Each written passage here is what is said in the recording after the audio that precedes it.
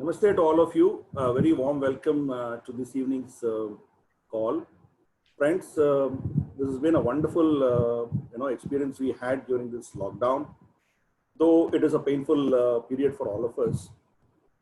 Pragna Bharati, Telangana could do more than 60 calls at the state level and more than 35 calls at the unit level from Karimnagar.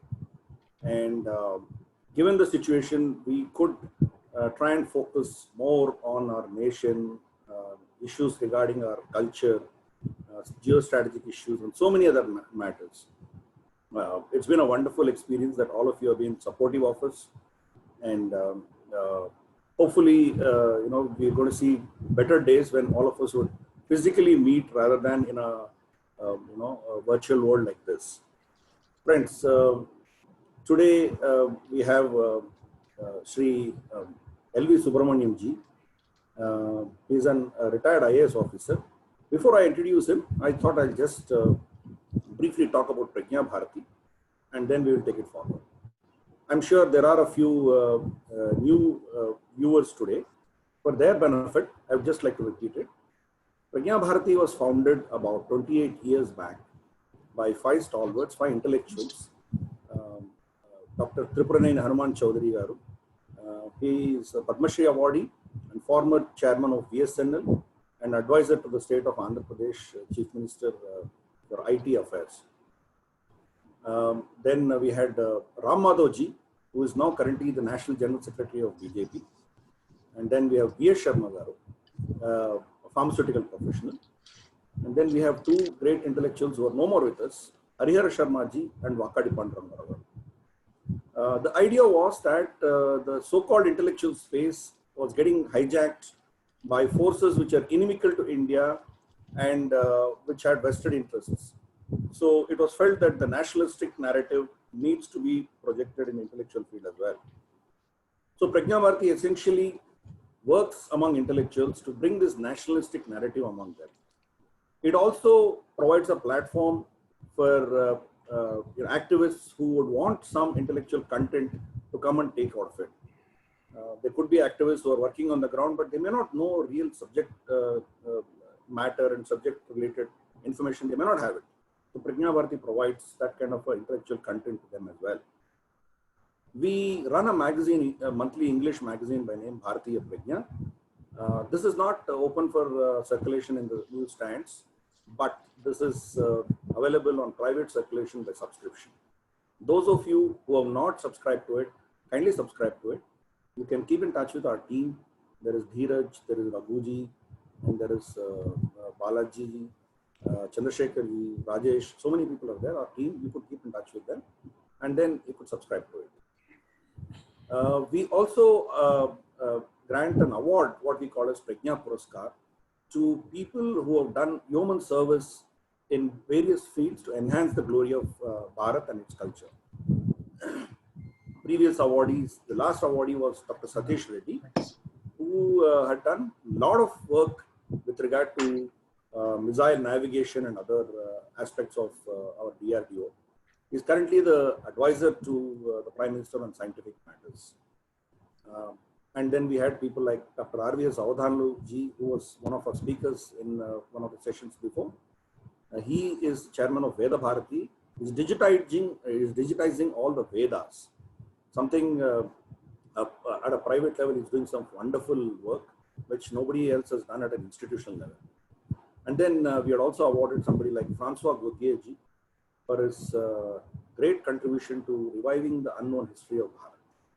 There are several other stalwarts. I'm not going to go into the list today, but then that's an activity that we do. And we also try and communicate this intellectual matter, the nationalistic intellectual perspective among young audiences as well in the universities and colleges. Friends, briefly, that is what we are about.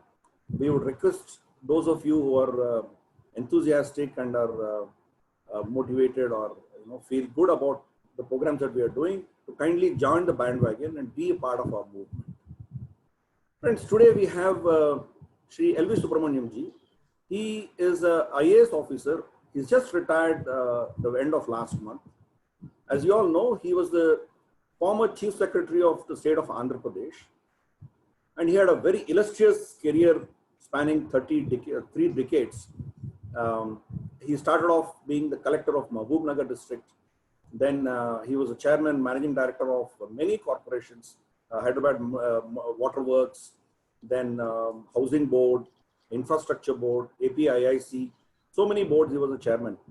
He was also the chairman of Andhra Pradesh Sports Authority of India, Andhra Pradesh. And we all know him more prominently as the executive officer of Tirumala Tirupati Devasthanam, TTD, what is popularly called as TTD. So today's topic is about temple management. Where are we now and what's the road ahead?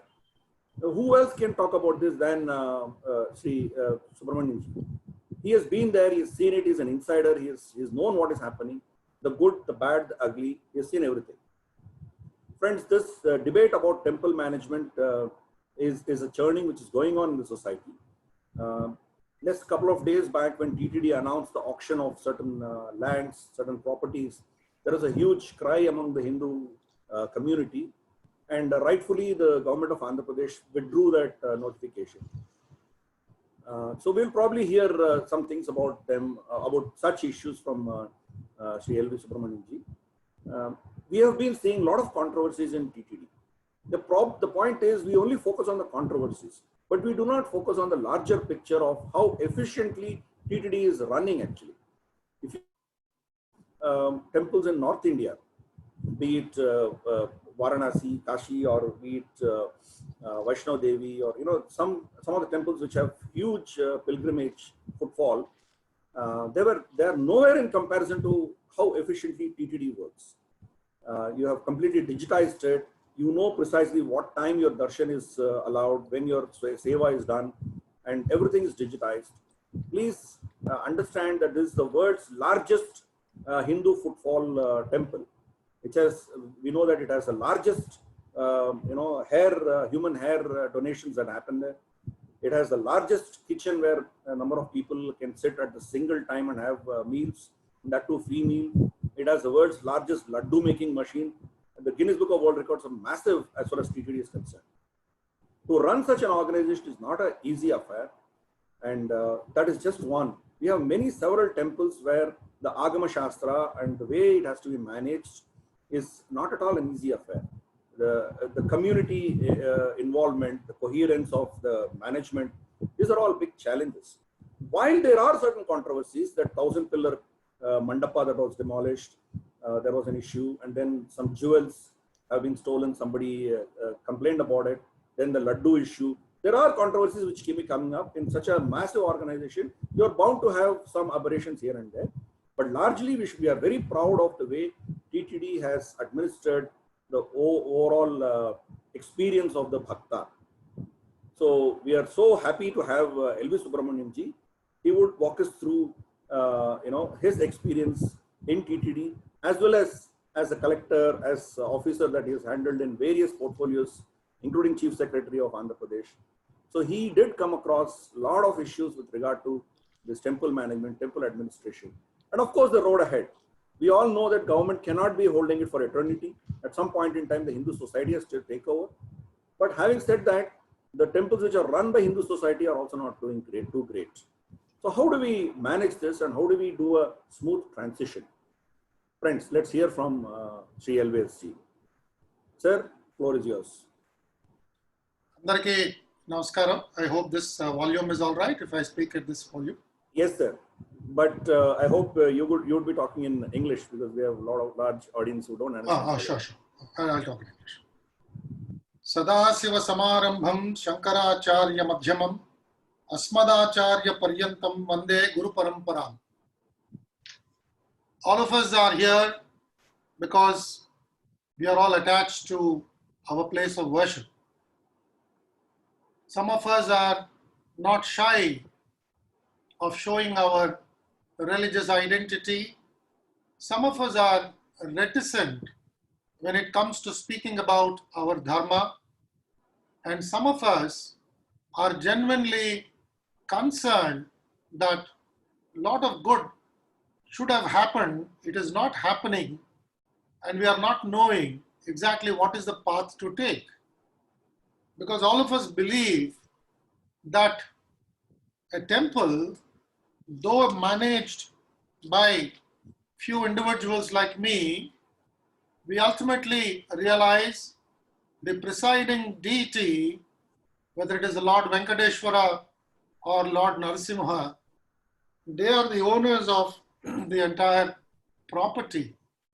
They are the masters at that place, and they entirely supervise the operations.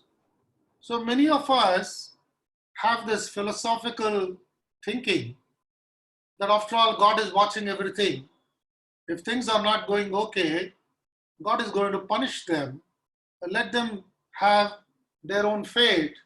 Why should we interfere? So these are the several reasons which operate in our minds, which govern our thinking when it comes to temples.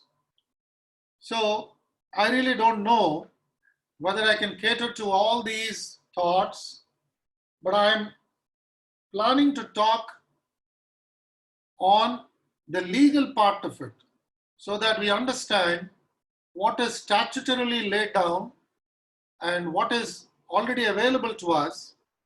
So I run through the Andhra Pradesh Charitable and Hindu Religious Institutions and Endowments Act 1987 and bring few glaring kind of examples from the act, and then bring some issues which have occurred to me not just today or yesterday, for the last couple of years, and then we throw it open to discussion.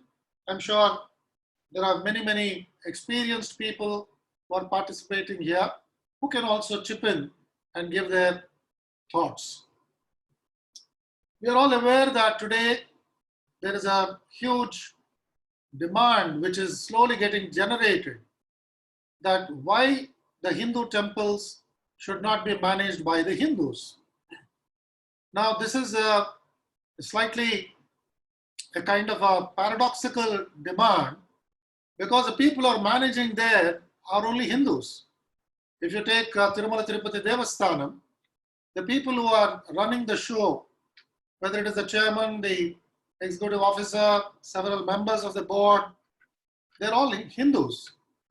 So exactly what is this distinction which some of the speakers who have been airing the last couple of days, that Hindus must run the temples? What exactly is the background? What exactly they want to achieve is something we need to understand. I'm sure by the time we come to the last couple of sentences, this might be becoming more and more clear. Before we go into the latest amendments which have been made to this act which I mentioned just now, which was initially formulated in 1987, at that point of time, the government appointed the Challa Kondaya Commission, and it has asked the retired justice from the AP High Court to examine the then prevailing Endowments Act, the TTD Act, and look at the various things coming up there and see how to make suitable changes to make these temples real places of worship.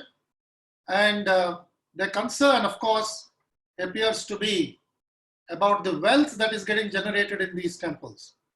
As you go through the act, at every stage, very unfortunately, we keep looking at this mention about the income level of the temple as a deciding factor for various responsibilities, for obligations, duties, for everything. It comes up very easily that the income level of a temple is the yardstick which has been used by this particular statute. And through this statute, the government of Andhra Pradesh, as an example, has used income as a deciding factor. All of us may not be very comfortable with this yardstick, but that is the fact which I need to mention. Now, Act 34 of 97 is the first amendment which has been made, In this amendment, they brought out how the contributions of the temples can be made for taking up the Common Good Fund activities. Act 4 of 2005, it brought up the increase in the strength of the board from 13 to 15 members, and it also meant the Tirupati Urban Development Authority, the chairman, to be an ex officio member, as well as it also made the principal secretary or the secretary who was in charge of endowments as an ex officio member of TTD. Then we got this amendment, which is a major amendment which has been made in the year 2007, which is called the Act 33 of 2007, which came into effect from 3rd of January 2008. Now, there were series of writ petitions which were filed in the High Court. There were also petitions which have been taken to the Supreme Court, and the Supreme Court ultimately disposed of this matter and supporting the abolition of hereditary Archaka system, the hereditary Mirasidar system, various other things which have been coming as hereditary. It of course retained the hereditary aspect about Archakas, who can be appointed as Archakas if they are also eligible otherwise in the competition. Now they said that this is more to keep in tune with the practices of that particular temple, so that the practices are not given a go by. So that was the reason why they have done it, that Archaka families should not be left without opportunities. They provided for that. They have also constituted a Dhupa Deepa Naivedya fund. That is a fund which can be given to the temples which low income for undertaking minimum religious rituals which are required, and also for disbursement or distribution, more appropriately distribution of prasadam in the temple. They have given some ratios. If the income is more than a crore, if the income is less than a crore, there are different details. I don't want to bother you with too much of details. It also dwelt on this aspect about landless poor who are in occupation of the temple lands, and how these landless poor can be regularized, and how these landless poor can be given these lands at certain concessional rates. So that could be the first mention about how landless poor could be taken as a consideration for the temple lands which have been donated by various devotees of several generations. The amendment also talks about two important institutions which have been brought in. First is the Bhakta Samajam. We talked about a Bhakta Samajam which will be created in every temple, which will be responsible to organize bhajans, religious discourses, and other activities which would help the devotees to recreate devotional ambience and also some traditions which are part of the temple. It talked about the Bhakta Samajams. It also talked about Sanatana Dharma Parishad. Now this Sanatana Dharma Parishad is supposed to be under the chairmanship of the Minister Endowments, and this Minister of Endowments, along with the Dharma Parishad, Sanatana Dharma Parishad, in which there are some Mathadipatis who are also members, some religious leaders, people of eminence, people of proven quality of selfless service. They were all supposed to be members. Though this amendment came in 2008, by the time this parishad was created, I'm told it became 2010, and between 2010 and 2014, this parishad existed, and there were several meetings which were convened. But from 2014, this committee has gone into oblivion because the government of that day did not deem it necessary to have this parishad. So it is an abrogation of the Supreme Court judgment, and to that extent, the government did not do it well. Now, these are the several amendments which have been brought in, and now I'm going to quickly talk about 2 or 3 aspects of the main act, because these are, I thought these are very, very crucial for us to understand about temple administration. The first thing is about the qualifications for appointment of commissioner endowments. Now, this is something which is coming as part of the section 4 of the act. Now, this person who is supposed to be, who was being appointed by the government for discharging responsibilities as commissioner of endowments, it is stated that he must have had experience to work as a collector, district collector, or at least of a post which is suitably high as a district collector in any other department. Now, he can also be someone who held a post in AP higher judicial service. He can also have 10 years of practice as an advocate of the High Court of Andhra Pradesh or Supreme Court, or he can be holding the post of additional commissioner. All these people are eligible to be posted as commissioner of endowments. Of course, if you ask me for my opinion, I was quite perturbed that they made it so general, and they were not very careful in describing the qualifications of a commissioner. Of course, they say that he should not be less than 45 years of age. And if you recollect, Mr. Jayasvi Prasad was once removed as the commissioner of endowments by the High Court because he did not have 45 years of age by then.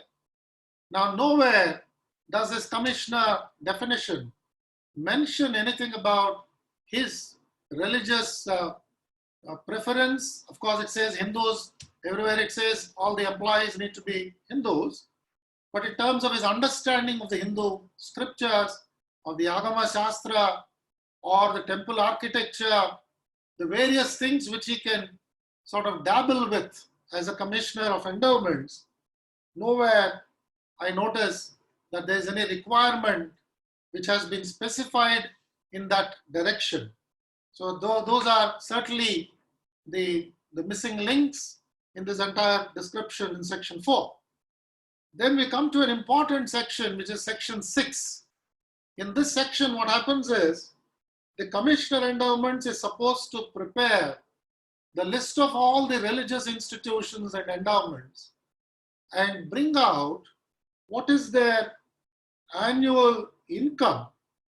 Now, very, very unfortunately, now I can see why there are so many mutts which have sprouted in Andhra Pradesh and Telangana, because it has clearly stated there that mutts are exempt from this enlisting. So if somebody can start a mutt with whatever philosophy that he or she can muster and start collecting donations, start collecting properties, it is quite possible that they are completely out of the purview of this act.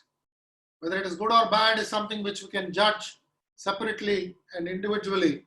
But since the act has said, other than the mutts, for the religious institutions, the commissioner does this business, I think we have seen today sprouting up of so many mutts, and the act should have clearly mentioned about the Dakshinamnaya Peetham, whether it is the Sringeri Peetham or the Country Peetham or any other Peetham, Pushpagiri Peetham, for example.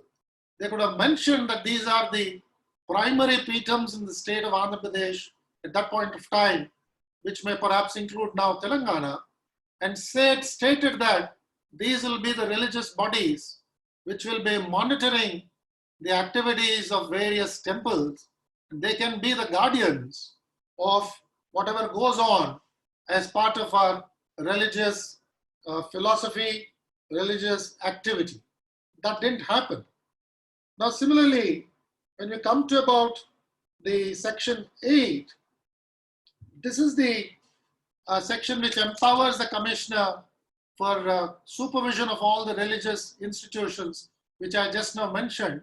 which are part of Section 6. And they can go around inspecting, they can pass orders, they can authorize individuals to go and verify.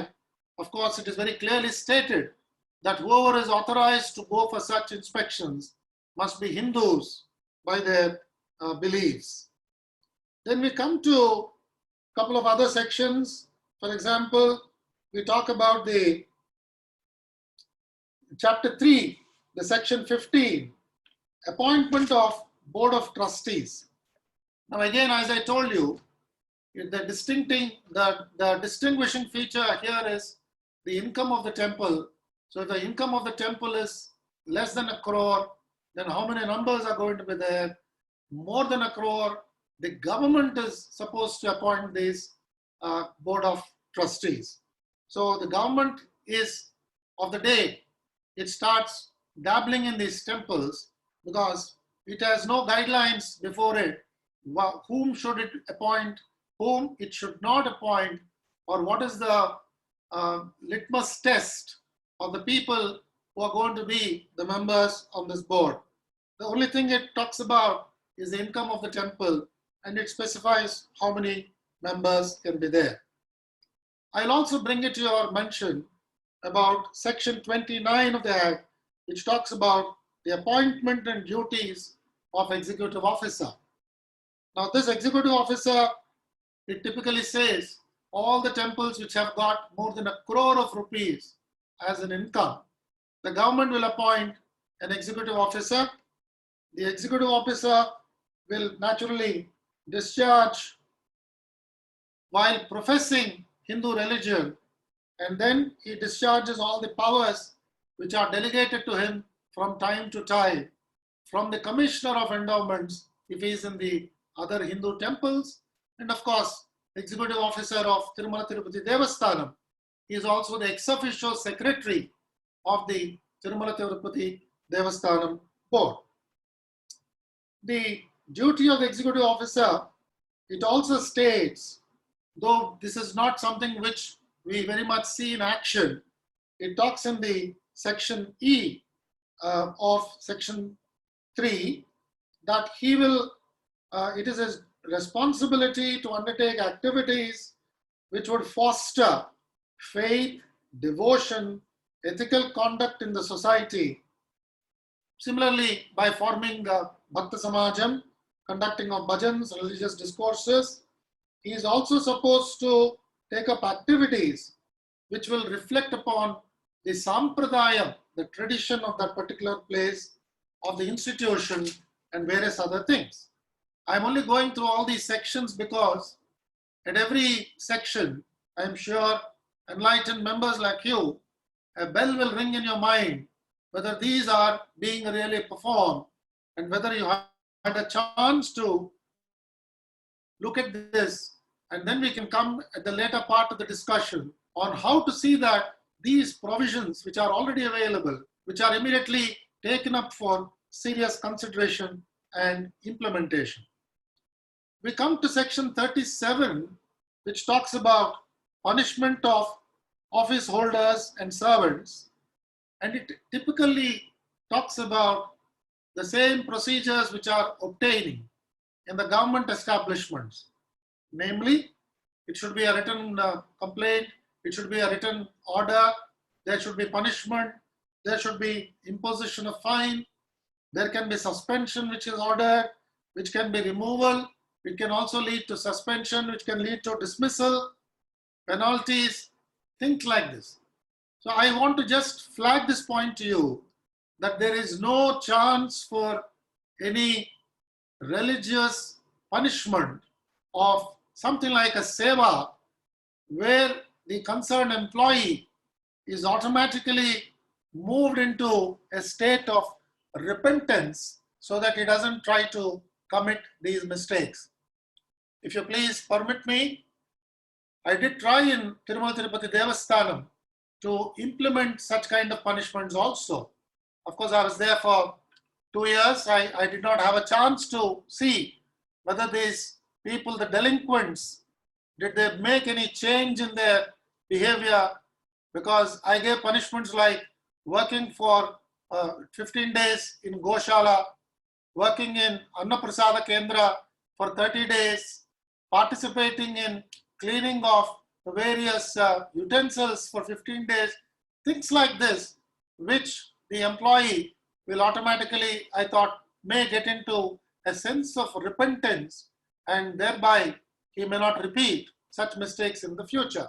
Of course, some employees, they came up to me and they, of course, mentioned to me that they will not repeat these mistakes, because if you impose any penalty, if you withhold his increments, if you are causing any financial hardship, it is not just the employee alone. His family is also put to a lot of disturbance, and ultimately, all of them may walk out of Hindu faith and gladly take umbrage in some other faith, and maybe they'll be also invited as a kind of a prized possession by somebody else. Something like that also, I imagined, and I thought we must bring certain amount of repentance in people. If they've done a mistake, whether knowingly or unknowingly, there must be an opportunity in the religious institutions to confess and to again tell the Lord God Almighty that we will not go on the same path. So, but in the Act, there's no provision for that. This is something which we must also take note of. I'll quickly take another maybe 15 minutes to quickly complete on aspects relating to TTD. What are the glorious, the glaring issues? Then open up the issues. Under Section 96, the board is constituted by the government for the TTD, and as I noticed today, I was just enlightened by my friend. The number of members who are brought into TTD is a huge number. The total number is today about 36. When the Act was passed, it was about 15. And today there are 36 members on the board. The 25 are the nominated members by the state government, consisting of different people. And we have people from different parts of the country, different kind of languages they speak, because Lord Venkateshwara, as all of us know, is Lokarakshaka. So all the regions are represented there. We also have 4 ex officio members, and they have also introduced for the first time special invitees as part of the TTD board. So the local committee chairpersons of, I think, Chennai, Delhi, Hyderabad, and one more, they're all special invitees who also come and participate. There are 7 of them in all, actually. So there are 36 people who are part of the board, which is a very large number. And you can understand the ramifications of this number, as each one of them would be naturally their choice as far as darshans are concerned, as far as accommodation is concerned, and various other things which will be demanded of them by their friends, their family members, and various others. But the point is, you have a very large number of the board, and whether this large number is helping Tirumala Tirupati Devasthanam to discharge their functions more efficiently, more transparently, is something which each one of you have a judgment of your own. But it's a large number that are there. And this board is again further under Section 111. The Act specifically says what are the items on which the board can spend the monies which are devolving to it from the various offerings made by the pilgrims, the devotees, the bhaktas. So these are very clearly stated. The educational institutions, for your kind information, in Tirupati, there are no institutions run by the government of Andhra Pradesh. The schools, the junior colleges, the degree colleges, all these are run by Tirumala Tirupati Devasthanam. The universities, of course, they're already there. They're all affiliated as part of the University Grants Commission. So the entire education which goes on in Tirupati under the, if you can call it as a public account, it is all footed by the Tirumala Tirupati Devasthanam. And because you have this practice of government nominating several people as part of the board, you have several legislative committees which are coming to Tirumala Tirupati Devasthanam, each of them trying to understand, appreciate and correct if Tirumala Tirupati Devasthanam is it applying the rules of reservation, whether it is giving the promotions to the various categories correctly or wrongly, whether the various legislation which are made by the state and the center are being implemented by Tirumala Tirupati Devasthanam. The presence of executive officer who is an IAS officer, the presence of joint executive officers by and large who have been the IAS officers, it prompts the members of the legislative assembly and the council to constantly think that Tirumala Tirupati Devasthanam is a government body and therefore we are all accountable to them. Now this is a popular misconception and this is creating several problems as we come to the later part of the discussion. Maybe I'll have a chance to look at that issue. Then lastly, in TTD list of sections, I would like to bring to your knowledge about section 112. This is a section which talks about the Hindu Dharma Prachara Parishad. Initially, the act consisted of Dharma Prachara Parishad, and through the amendment which was made in 2007, I think, the Hindu word was added to Dharma Prachara Parishad. Now, this Hindu Dharma Prachara Parishad is again headed by somebody who's a man of letters, somebody who's got background in essentially Telugu literature, who have contributed to spirit of religious, philosophy, ideology, itihasa, Purana, Upanishads. There are people of that background who are normally brought to Hindu Dharma Prachara Parishad, and Hindu Dharma Prachara Parishad in turn conducts various activities, whether it is the Annamacharya, the various concerts which are conducted, the Sri Srinivasa Kalyanams which are conducted, the Govinda Kalyanams which are conducted, things like this. They are all conducted in different parts of country, and sometimes we do send troops abroad to conduct them in USA and UK, Mauritius. We also went to Nepal once and did it. So these are the various things which are required for us to understand. As far as the general, I first thought I'll give you the theoretical kind of a framework which is legally established so that we understand what is legally available to us, and then come to issues. Now, at this point of time, if anybody has any quick interjection or anything, if Girizar permits, can we do that, or shall we go to issues? Yeah, I mean, you can complete your flow of thoughts, sir, because again that could maybe disrupt your plan. So what we'll do is you can continue your narrative, and once you are completely done, then we will throw it open. People will jot down their questions and we'll take them in one go. Thank you. Now I quickly want to raise a few important issues because time is our constraint, and I'm not used to lecturing. The last couple of months I've been relaxing thanks to my transfer as well as thanks to COVID. So I'm not able to hold my breath for too long. But we have all the patience, sir. We are not on an Arnab Goswami show. You can go ahead, no problem. Thank you so much.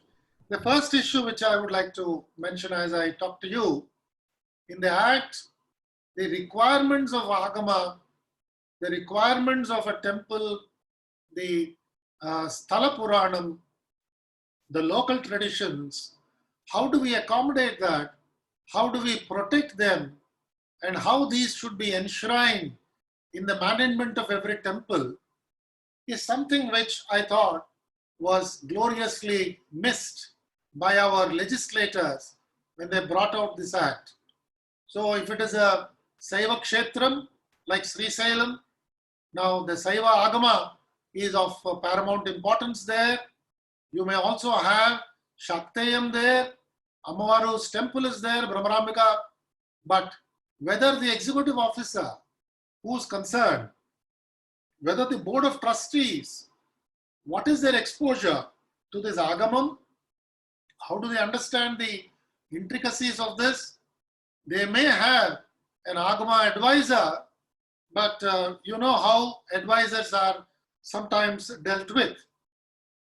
Their advice is sometimes only enshrined on a piece of paper, but they will not have any voice to prevent from occurrence of any action which can be to the detriment of the Agama. Now that is a serious problem that we have in several temples, and I am aware of how these get into serious complexities and how religious sentiments are affected without sometimes proper understanding of these intricacies. Another issue which I thought of mentioning is, in our Hindu belief, temple is a center for several activities. Now several activities are pursued by several caste groups, if you don't mind my mentioning this. They are all of different castes and all of them have a pride of place as far as the temple is concerned. Now you have musicians who are important there, you have the Nadaswara which is important there, you have the shepherd who is important there, you have the cowherd who is important there, you have different functions which have to be done by different people. There are people who have to arrange the floral decorations for different functions, for different rituals. Now, how do all these, the culture which is associated with the temple, how is that protected and how do we ensure that they become timeless and they are perpetuated without major worry? Similarly, you also realize that temples were the centers for propagation of music, propagation and practice of dance, practice of sculpture, and writing of religious texts, propagation of religious texts, whether it is poetry, whether it is prose, whether it is drama, whether it is Burakada, whether it is Harikada, whether it is Okugada, as far as Telangana is concerned. Like this, the folk arts which are there, how the folk arts are nurtured by the temples and how this temple management is supposed to cater to all these functions. There are 10 families which are living on tying up flowers, for example. If a temple executive officer suddenly changes the policy of growing flowers and only procuring flowers, and somebody says, let us privatize the garlands also tomorrow, then what happens to these families which are all depending upon this temple for their livelihood? So not just the Brahmanical group which is there, there are several castes which are all joining to make the glory of this temple second to none. This is an aspect which is nowhere to be found in the Act. It is more as a kind of a practice. So as a result, occasionally you have this complaint coming up that some of the people are getting marginalized and some of them are losing their pride of place in the proceedings of the temple. Now this is something which we must be very careful about, because for example, if you take the temple and the Sampradaya of Tirumala, the Gollavadu has a very major role. Now this is something which immediately the executive officer and some of his people may not be able to appreciate. So how do we bring to fore these concerns which I mentioned as things which are they are evolving and they are revolving around a temple? Another issue is about the land administration. See, most of the temples have a huge endowment of land. Lots of lands have been donated by very, very generous people in the past. They have given their entire land to the temple. But the management of temple land has become a serious problem in the state of Andhra Pradesh, to be very, very specific about. There are encroachments, and there is a continuous kind of a demand for public purpose to take away this land. So how to protect this land? Because the revenue administration looks at the entire land administration without looking at the temple lands so far. But recently, the government gave orders in constituting 3 joint collectors in every district. And the joint collector number 3 is supposed to look at the endowment lands. Now, whether this is going to bring great care to the management and protection of temple lands, or whether this can be a way to push the temple lands into the general land administration, whether that happens is something we should be aware of. We should be extremely careful, because the endowments department today, which is managing these lands, some of them are also quite unfamiliar with the revenue laws. They are not very careful in protecting these lands. Though, as I told you, the amendments made in the past, they talk about a 3-member committee at the level of commissioner endowments. In actual practice, that is not happening. So we always have a risk here that the temple lands may ultimately fall into disuse or misuse, and temple may be denied about the benefits which come from the temple lands. So this is an area where we need to focus, and we have to help the temples in managing their land assets carefully. So if you have some voluntary help which can come in digitizing these land records and fixing these boundaries carefully, and taking up areas of removal of encroachments very carefully, because temples cannot be seen as centers for distribution of welfare. That can create so many problems. Welfare is a concern of the state government, whereas temple lands have been given by landlords or landowners because of their devotion to the Lord. Sometimes the land which is distributed to the people who are enjoying this land, it may so happen that those who are distributed may not even visit the temple, because they may be non-believers of that particular deity also. So this is something which is very, very ticklish, but this requires a strong orientation and our outlook. I raise another very, very, very sensitive issue. This is something which it has not happened so far, but just looking into future. Now, in case the person who is occupying the seat as a chief minister, he comes from a minority background, either as a Muslim or as a Christian background. Now, the decisions taken by the government always would cast shadows, and there will be enormous problems.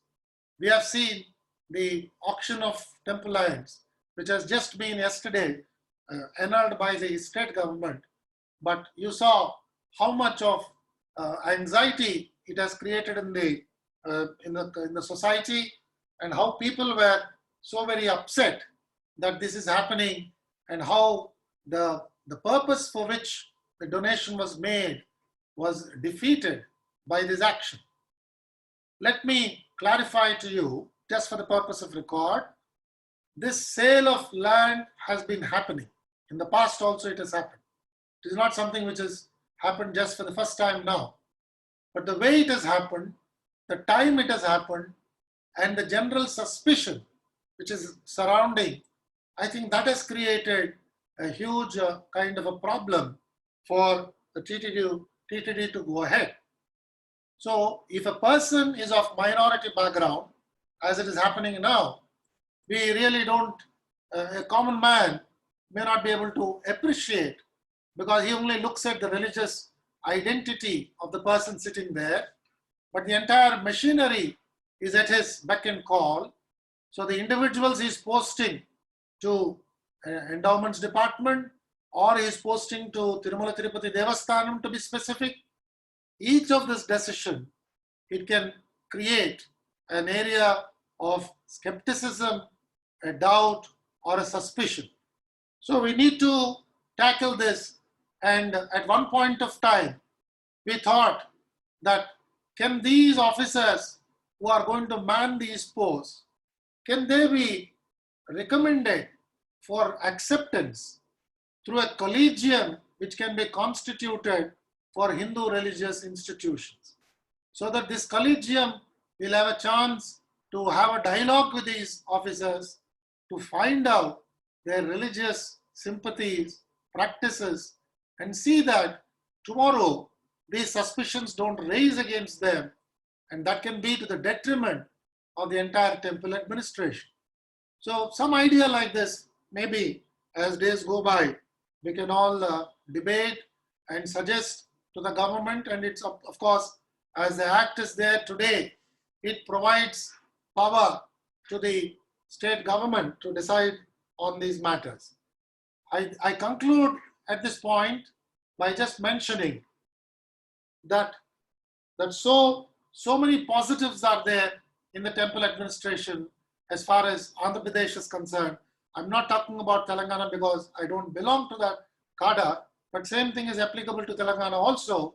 This temple administration that we see in Andhra Pradesh today is the fruit of labor of several individuals, whether they are officers of this cadre or officers belonging to the Endowments Department, by various trust chairpersons. We had such eminent people who occupied the post of a chairman who never used to stay for more than one night in Tirupati. I used to be told always that we had some chairman who used to just come to Tirumala on the eve of a board meeting, and they would go for darshan on the board meeting day. They'll just take one darshan, and after one darshan, they will drive away in their own vehicle. They will not touch any hospitality of the TTD. They will not take even the flight charges from TTD. They will not even occupy a room for more than the night. They and their family members will not be found in the premises again till the next board meeting comes. Now there are such people of very great simplicity.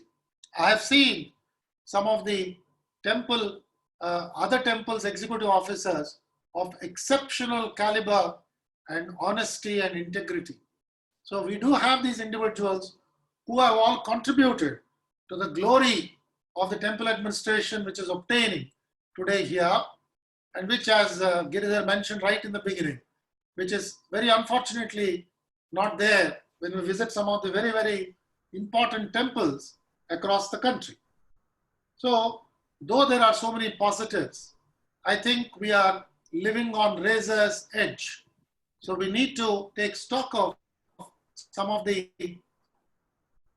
statutory issues which I have raised and several more, and see how we can create a foolproof kind of a mechanism, a framework, because today a big donor to a temple has no voice. He is not concerned at all. Now, is it a good idea that all these donors, they become a pressure group in a temple, and then they start exerting pressure on the temple administration to see that if there are some misapplication of mind, then these people come in the way and guide the board as well as the chairman and the trustees not to make mistakes. We are all aware today as we talk how the issue of selling of temple laddu from Tirupati has made a big issue across. There are several people who have been very upset about this, and we had the honorary chief priest commenting about it also in one of the channels. It is against the Agama, he was saying.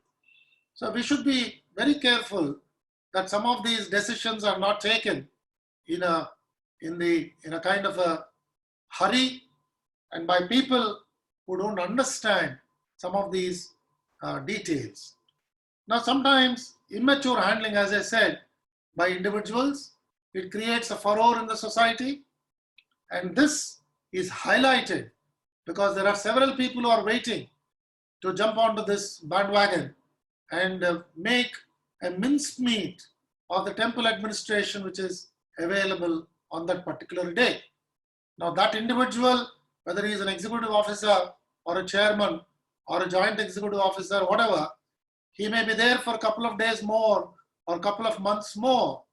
But what happens to that faithful pilgrim who has trekked all the way, who came to these precincts and who contributed and who feels today that whether his contributions are not being properly handled, and the seed of suspicion, if because of these unwise moves, unwise actions, it is causing, then it is a cause for concern.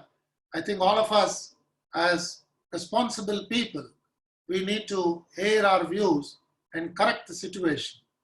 Government is there for the people. Government is run by the people. And government naturally has to listen to what the people say. The government will listen.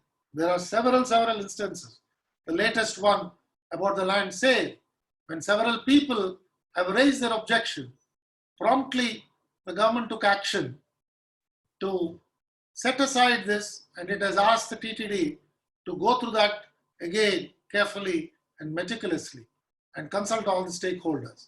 So as enlightened public and as sincere devotees, I think all of us owe that much to protect our temples, to see that the traditions are maintained, and see that the temples are centers of activity, not just commercial activity, but religious activity, ethical behavior, so that individuals in the society who say, I recall what I was told by a religious leader, that if you visit a temple, the influence of the temple must be there on the behavior of that individual. If I have visited a temple and if I continue to behave in the same reckless manner and in the same untruthful manner which I was before I did the pilgrimage, then I think we have not gained what we should be gaining from the darshan of the Almighty. So the spiritual environment which is required in the temples is required to be built by all of us, along with the comforts which go hand in hand to the pilgrims. I hope our deliberations will throw up some ideas, and if today we don't have time, we still have opportunities to meet, to correspond, and to enable the people who are responsible to bring about these changes. I thank Pragna Bharati. I'm very grateful to Pragna Bharati for always being there to bring out most important issues for public discussion and for common understanding. I have several years of exposure to Pragna Bharati. I attended several of their meetings, and I'm always beholden to such enlightened kind of a participation that comes from all their members. I thank you for this opportunity. Govinda. Namaste to all of you. Namaste, sir. Thanks a lot. It was a wonderful exposition.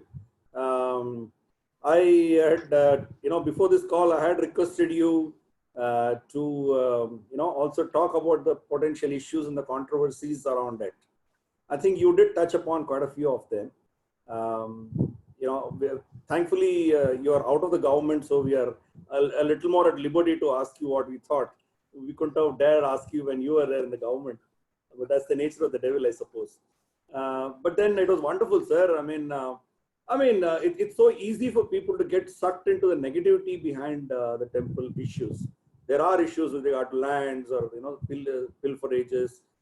These are all fine, but then what is the positivity also we need to look at it. As I mentioned in my initial remarks, TTD is one of the most efficiently run religious institution in this country, and all of you have really contributed in your own way to its success, and that goes as a testimony to the sincerity of many officers before you and after you, and including you. who have done us proud with regard to the way TTD is run. Sir, in your stint in TTD, what are the pleasant things that you would have encountered? Things you may want to share with us. I mean, we will definitely talk about the controversies, but I'm sure the power of Govinda, the divinity would have manifested in itself in some ways which you would have experienced. That would be a great start for us if you could share some of your experiences in terms of the spiritual or the issues that you really face there. I immediately have to recollect the beautiful volume which was written by Sri PVRK, Naham Karta, Hariye Karta. I mean, it is the Lord who does it. I have seen as executive officer that several things happen around you and you are just a witness. And he keeps on prompting you that I am running the show and you are just a showpiece. I had a couple of experiences like this. Now, we were actually doing some, the kind of a ring road in Tirumala. Next time when you go there, we called it Venkata Padakam or some Padam or something we called it. We wanted to ensure that all the motor vehicles don't cross a particular point and the traffic is stopped there, and battery operated vehicles, electric run vehicles, solar power vehicles are run to the core of the temple area so that the air pollution is not going to be a menace as days go by. And as these vehicles are going around, sometimes they honk and sometimes they create a nuisance and the peace of that place is disturbed. So when I was doing this particular road and we already almost completed 50% of the road, next time you go there you can have a chance to go around. I had a couple of doubts about it, whether I should go about it, whether I should not do it. And at that point of time, I think, out of nowhere, some ordinary pilgrim, I don't know him at all, he just walks into the camp office and he says, sir, I want to have a word with you. So my attender brings a chit of paper and says, somebody, some name, and says, sir, he wants to talk to you. I said, okay, please call him. So that a gentleman comes in, he sits there and straight touches the same issue which is playing in my mind and says that why are we not thinking about some facility so that the air pollution comes down, how the noise of the vehicles doesn't affect the peace of the place, some connection like that. You are really taken aback. Now, I have never discussed with that person doesn't know what is running through my mind, but he exactly comes and talks about that. Similarly, you really don't understand who are the people who are coming for darshan. So I've been told by several people, and I remember one of the times when I was going around the Mada streets along with the Lord's procession. You know, at every point they stop and there's an arati given, and after arati is given, the pilgrims also come and some of them come and give you prasada. So they give you different types of some dry fruits, all kinds of things. They give kaju and all that. So somebody gave me a handful of that, and I thought, okay, it'll be a good idea for me to go and distribute to some people. And it is just next to you is the queue which is going inside the temple. You have that grill there, and people are going. So I took this, and I thought I must give it to some devotees who are going for darshan. I saw an old lady who has got completely grey hair, and she looked at me like that. I thought, okay, let me give it to this lady. So I took this prasadam and I was putting it into her palm, and my fingers touched her palm, and I got an electric shock. I could realize that she is not an ordinary person. She is not a typical, an ordinary devotee. Some rishi or some yogi or somebody. So like this, we have, and I'll just mention one more experience, which I can never forget. I was there for 2 years and 3 months, but for one evening of uneasiness, I never fell ill, and with my Guruji's blessings and the Lord's blessings, I ran wherever possible, whichever way I could run. And we did, as a team, phenomenal activities along with devotees, whether it is in terms of Srinivasa Kalyanams, starting off temples, attending other functions, discourses, pravachanams, what have you. Like a mad fellow, I was running around. Nothing happened. And after I was transferred from there, I was posted as Principal Secretary Medical and Health. There was a review in Delhi on medical and health. So I had to attend that review meeting. So I went there. I was hosted in the AP Bhavan, and I had AP Bhavan food. I'm sure many of you must have had there. It is very delicious. I had AP Bhavan food, and can you believe it? I had dysentery. So I was down, and I was laughing to myself. So the reception officer and others who came there, who had to bring some tablets to save me, they were wondering. They said, "Sir, why are you laughing?" I said, "I just can't help laughing because the Lord is teaching a lesson to me, telling me, now look here, gentlemen, you are now out of my direct care. You are now part of government of Andhra Pradesh.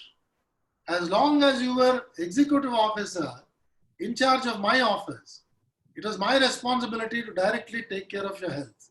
So I ensured that 2 years and odd number of months, you were running around without any problem. That time also, you must have, actually, you would have fallen sick, but I protected you. Now just look at this. You come to Delhi, you had a good meal in AP Bhavan, but you had dysentery." So I was laughing to myself that that is the kind of care and power of Lord Venkateshwara when you are working on his mission. So these are some things which I can quickly reel out to you.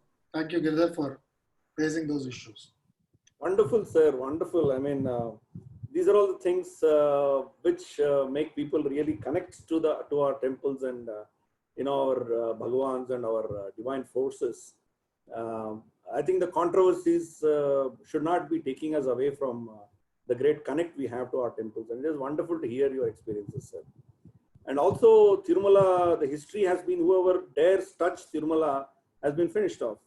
As you know, the Portuguese tried 2-3 times to attack Tirumala. When they prepared a flotilla from Goa, the flotillas were damaged and they just couldn't do the expedition. The Muslim rulers, they tried, but they never could do it. And we know the chief minister who tried, what happened to him. So whoever touches, Tirumala, the power of the deity, power of Bhagavan there is too, there for people to see. It's a living power sitting there. I mean, it's wonderful to hear your experiences, sir. Now, sadly, we will also look at some of these controversies which are surrounding Tirumala, or not just the Tirumala, but the general temple administration per se. Of course, Andhra Pradesh and Tamil Nadu, Karnataka, which are under British rule, we are all generally covered under the same administration rules, same Endowment Act that British handed over us in 1935. But specifically in Andhra Pradesh, even there are callers on our Facebook page are also asking questions. There is this controversy about the Simhachalam temple. Because there is a change in government, the previous, Dharmakarta who belonged to another political party, he was a hereditary descendant of a particular family, which has a right there. He was removed, and his daughter, who is now a Christian or supposed to be a Christian, or his wife is married somebody who is a Christian, is now being given charge of that. So technically she's a daughter of this man, but then she's probably converted. That is a controversy which has come up. Similarly, there is this controversy around, I think the temple funds are being utilized for secular purposes, be it the maintenance of Tirupati, township, or the 2002 riots being rehabilitated, or several other things. The Hindu endowment is meant for a Hindu endowment, but the funds are getting diverted to other causes by the political leadership. So essentially, these temple administrative roles and funds are being, misutilized or being controlled by forces which are not necessarily beneficial to Hindus. This is a controversy. I'm sure you've faced this, you've seen this a lot. What's your view on this, and how do you think this has to be addressed, sir? Should we throw it open to others also to raise the issues, Giridhar? Yeah, we will. We will. Huh? What we do is in our format, before we throw it open, there are 2-3 issues that I touch upon. So some of them will cut down. Okay. Sure. When they ask, it will be cut down. Sure. Now, as far as the Simhachalam episode is concerned, I really do not know the nitty-gritty of the decision-making process, but I'm sure the High Court is examining the whole thing, and it's a matter which is now sub judice also. They will be able to restore confidence of all of us. The aspect is receiving the attention of the High Court. Now, as far as the practice of the individual is concerned, once the documentary evidence is made available that somebody is not practicing Hindu religion, I'm sure the courts are going to come down very heavily on the concerned, whoever has taken that decision. Now, as far as temple funds are concerned, TTD unfortunately sometimes gets into this problem because it's a very fine, a very thin line to draw a distinction. Because the Act says, as I said in section 111, what are the uses to which the funds can be put to. Everywhere, the touchstone is the pilgrim's comfort, the pilgrim's convenience. Now, if I'm improving some road in Tirupati, for the proposer, it is arguable that the pilgrim is using that, but the courts have always protected these and said that is a municipal function which the municipality has to do. So this is where we always get into a very, very serious debates, because the local municipal corporation is not able to cater to the sudden flow of pilgrims. Recently also there was an issue about the long flyover which is being constructed from Ramanuja Circle, in Tirupati. Oh, Tirupati, the Ramanuja Circle, almost going up to Alipuri. It's a very long kind of a flyover. But for pilgrims who are coming from the direction, whether they're coming from the airport or coming from Chennai, they can go in a matter of a few minutes to Alipuri, and the local vehicles, the local vehicular movement in Tirupati will not get disturbed. So it can be argued that this is a facility which is helping the pilgrim to go conveniently to the temple.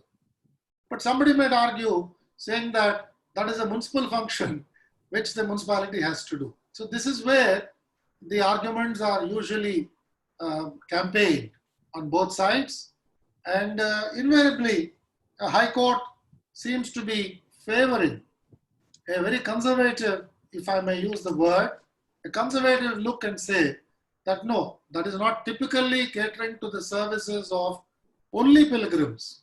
Even others are also making use of that facility. So please don't spend these amounts, and it has forbidden TTD from spending the money. But when it comes to smaller other temples, yes, you have a point that there is always a problem. The executive officer there is always on the losing side. The trust which is representing the public is usually looking at public interest, and public interest may not be strictly seen from the lens of a religious kind of a denomination. So this is an area where a lot of mistakes are happening, and we need to be much more vigilant about this. So I think the answer is we have to be more and more vigilant, and I think we must think about constituting pressure groups in each temple so that they are apolitical, they are not bothered which political party is in office, and there are donors, so they have a right, and they have perspective because they're all natives of the place, and they will naturally ensure that people don't misbehave and take the wrong track. Yeah, I think the public pressure is a very important thing, like what you said. I think that is what made the AP government withdraw this land auction also, I think. That's a very important point that you raised, sir. One more issue is we have, proper training centers for the church. There are, they have universities or colleges or church seminaries and whatnot. So is the case with the Islamic world. They have madrasas where they're trained and all that stuff. But from the Hindu temple point of view, while there are Veda Pathshalas who are probably training the priests, but the temple, as you said, it is much more than just the priests. The temple administration has so many aspects: Agama Shastra, maintenance, Pakashala, so many things are there. Why don't we or the government under the Endowments Act institute a university of temple administration? Why did we not create it? Why are we struggling with ad hoc postings on political basis who do not understand the subject and then create all these problems? Why don't we have a professional temple administration university itself? It's a very good idea. It's a very good idea what you told. A university of temple administration can be considered. It requires to be considered because there's so much to learn, there's so much to teach, and so much to appreciate. It is required. There is, of course, thanks to initiatives taken by a couple of my colleagues in the recent past, along with Mr. Ayavayar Krishna Rao, Mr. Jayasvi Prasad, individuals like that. They have actually started with the help of Mr. Vijay Raghavacharyalu, a very senior person. There are training institutions now where Archakas are being given training, temple administrators are being given training. But perhaps what you said is this is as a eligibility kind of a course.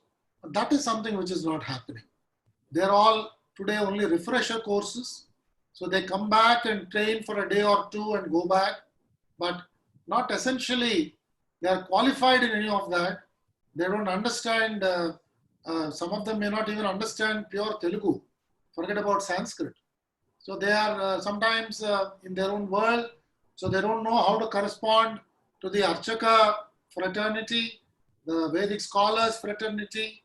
Now they are also not understanding anything about the Indian music, dance, sculpture. Now, number of these temples which we discussed last time, there are no Sthala Purana also. You don't even understand anything about the temple, except what the person who takes you around the temple, he blabbers, he mentions out of his own interest and curiosity. So there is need for an all-round knowledge for these individuals. So if they are qualified to work as executive officers, maybe they should be only qualified to work in a bunch of the temples. So that they're only shuttling between 2-3 of these temples. Let them have a stint of 10 years as executive officer. After that, they're taken away to some other position in the government. But in these 10 years or 15 years they work, they're working with complete knowledge and command. This university idea, I think we should be pursuing it with the government. I think on behalf of Bharati, we can send a proposal also. We can take it up. Definitely, sir. Definitely. Maybe I'll ask one last question before I throw it open to everybody. The point is, the kind of temples which are under the endowments, as you said, are based purely on the income levels rather than that has probably spurred in Andhra Pradesh, or at least the United Andhra Pradesh before the partition, this concept of Shirdi Baba Mandirs. The Shirdi Baba Mandir would have the Shirdi, Baba Mandir and Samadhi Stan, and then there are temples all around it. You have Shiva temple. I mean, it's like a regular temple. I think all the previous Dharmakartas have shifted to Shirdi Baba rather than, maintaining this. Somewhere, I think the whole nature of this thing is lost. This is one probably outcome of the Hindu Endowments Act. So what I'm looking at is, can we look at a transition from government control to the private control in due course? because the establishment is still there. People are now probably administering Shirdivava temple and they have not gone away. For generations, they were administering something and they have now shifted something somewhere else. Now, Subramanyam Swami has of course filed case. Dayanand Saraswati ji filed a case that temple administration could be taken away from the governmental control. This is an area I'm sure a lot of our viewers also are going to ask questions on. So that is something which is inevitable. Someday it has to happen. What in your view, sir, is this transition going to be? How do we need to plan? What are the precautions that one needs to take in the private hands versus the government hands? Because, for instance, Ayodhya has been handed over to a trust. Government control is not there in that. So could we look something like that, a trust where these Mathadipatis and Pithas have some responsibility? Or how do you envisage this transition? Yeah, I mean, Ayodhya Trust is one good example. But between you and me and all of us in the conference, it was not an easy task to constitute Ayodhya Trust. I am privy to some discussions where I am telling you, enormous pressures were brought to fore by several people on why they are more suitable to be on that particular trust. So this is something on which we will have problems, and we will have to come to some kind of a rationale, and we will have some bad blood about it. But whether it is inevitable is a question which we have to answer. It is becoming slowly and steadily inevitable because government has so many other important things to do. It has got its own multifarious activities, and today you have got a few challenges which are completely never addressed in the past, like the corona right now you have. So let the government be handling all this.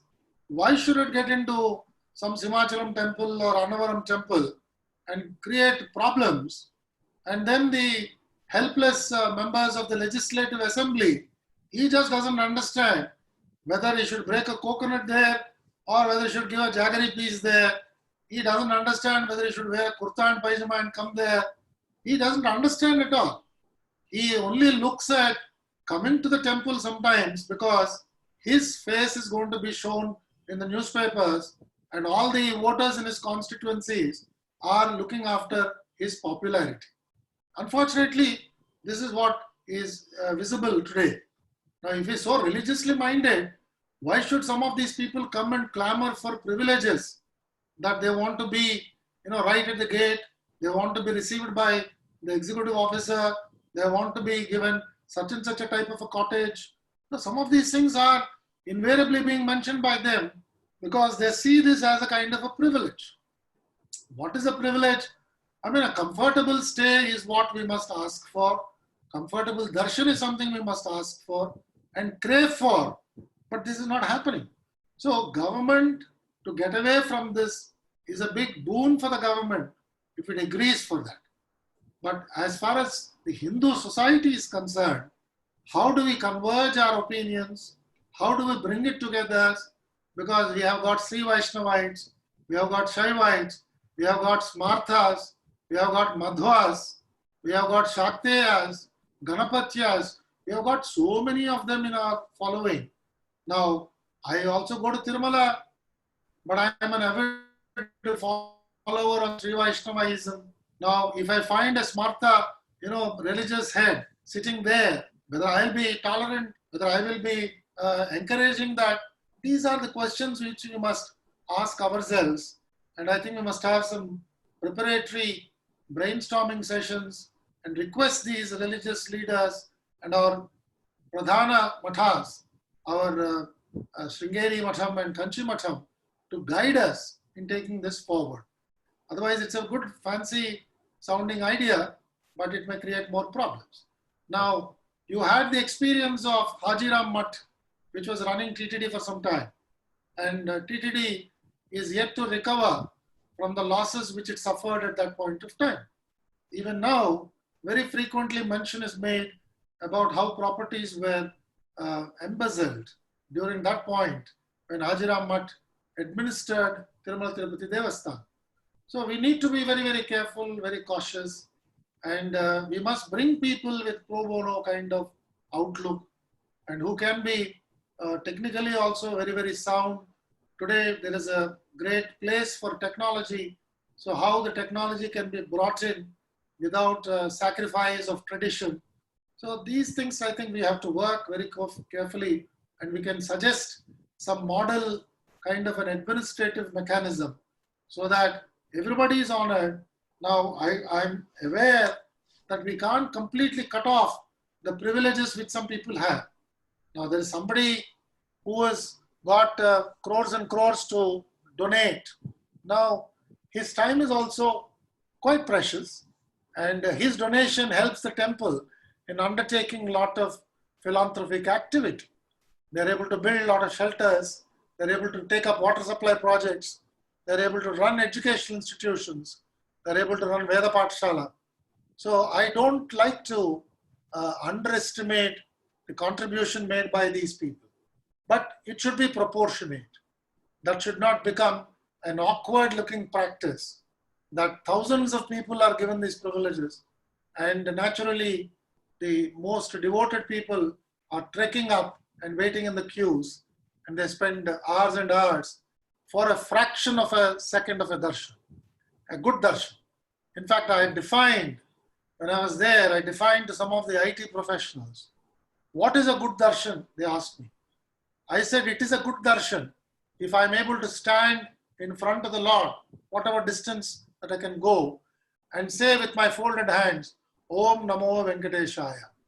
If I'm able to just say this Om Namo Venkateshaya and move away, I think that's a very good darshan. Today we are not able to do that. And there's unnecessary pressure that thousands and thousands are to be accommodated. Who brought this pressure? Who has asked TTD to set up new Guinness Book of World Records that I have given darshan for 1 lakh people? That's a ridiculous kind of a thing. I know for a fact I can go on record. If the number crosses 30,000, 35,000, it's not a good darshan. I went as a general public consciously telling my staff not to treat me differently, and I saw what is a kind of a darshan. So we must give good darshan. It's a darshan of lifetime. A person, when he is leaving this earth, this darshan must flash in his mind, and then he can go to the feet of Lord. That could be the lasting kind of an impression the darshan must have. So all this is coming up because people immediately judge the efficiency of a chairman, where the chairman says, I have distributed laddus for free, then he is becoming popular. If he is doing some festival at enormous cost in his some native place, he is becoming more popular. Whether it is required, that proportion, expenditure is correct, these are the questions where I think a person with dharmic perspective will definitely do, and our Mathadipatis, their religious stature is something which we cannot fathom. So I'm sure we should take their guidance and formulate this. Fantastic, sir. Excellent. I think the dharmika drushti is what we require rather than the commercial drushti. Absolutely right. Fantastic, sir. Now we'll throw it open for question answers. We'll start with Krishnan ji. Good evening. I think you are the first person I have seen who actually has talked in favor of the executive board, and to be honest, that really gave me a different kind of an appreciation of the kind of hard work that the executive board in any temple does. But my question here is a little removed from specifically the TTD, in that the role of the government in the management of the affairs of the temple, whether Article 14 says equality before law. Every individual, every person is equal. So why this singling out of the Hindu religious faith as if it is a unending source of money for every bit of expense? That is one. The other is, I belong to the Ahobila Mutt, and the past few years of experience with Ahobilamat and the Andhra Pradesh government has been, to say the least, extremely disconcerting, in the sense that suddenly we got a letter saying that we are going to come for inspection and we are going to take over the functioning of the Ahobilamat. So this abject, I'm going to use a harsh word, this arrogance of, yeah, we can do whatever we want and you cannot do anything about it, and so basically, so it took us a huge amount of pushback, even in terms of, threatening to go to the court, pleading with the government, and finally there is some semblance of a truce, if you will, but that is hanging around hanging on our head, saying that is going to be the next battlefront in this. So my question here is that do the courts give the state government um, unbridled power to take over the Hindu temples? And so aren't they not violating the constitution in terms of not even touching the church land and the mosque land? Church is in fact the biggest landholder in India. So that is my question. Thank you. Yeah, thank you, Mr. Krishnan. The first part of it, where I think you were very kind to me, I couldn't hear, but I could make out that you had some expression of happiness. Thank you so much.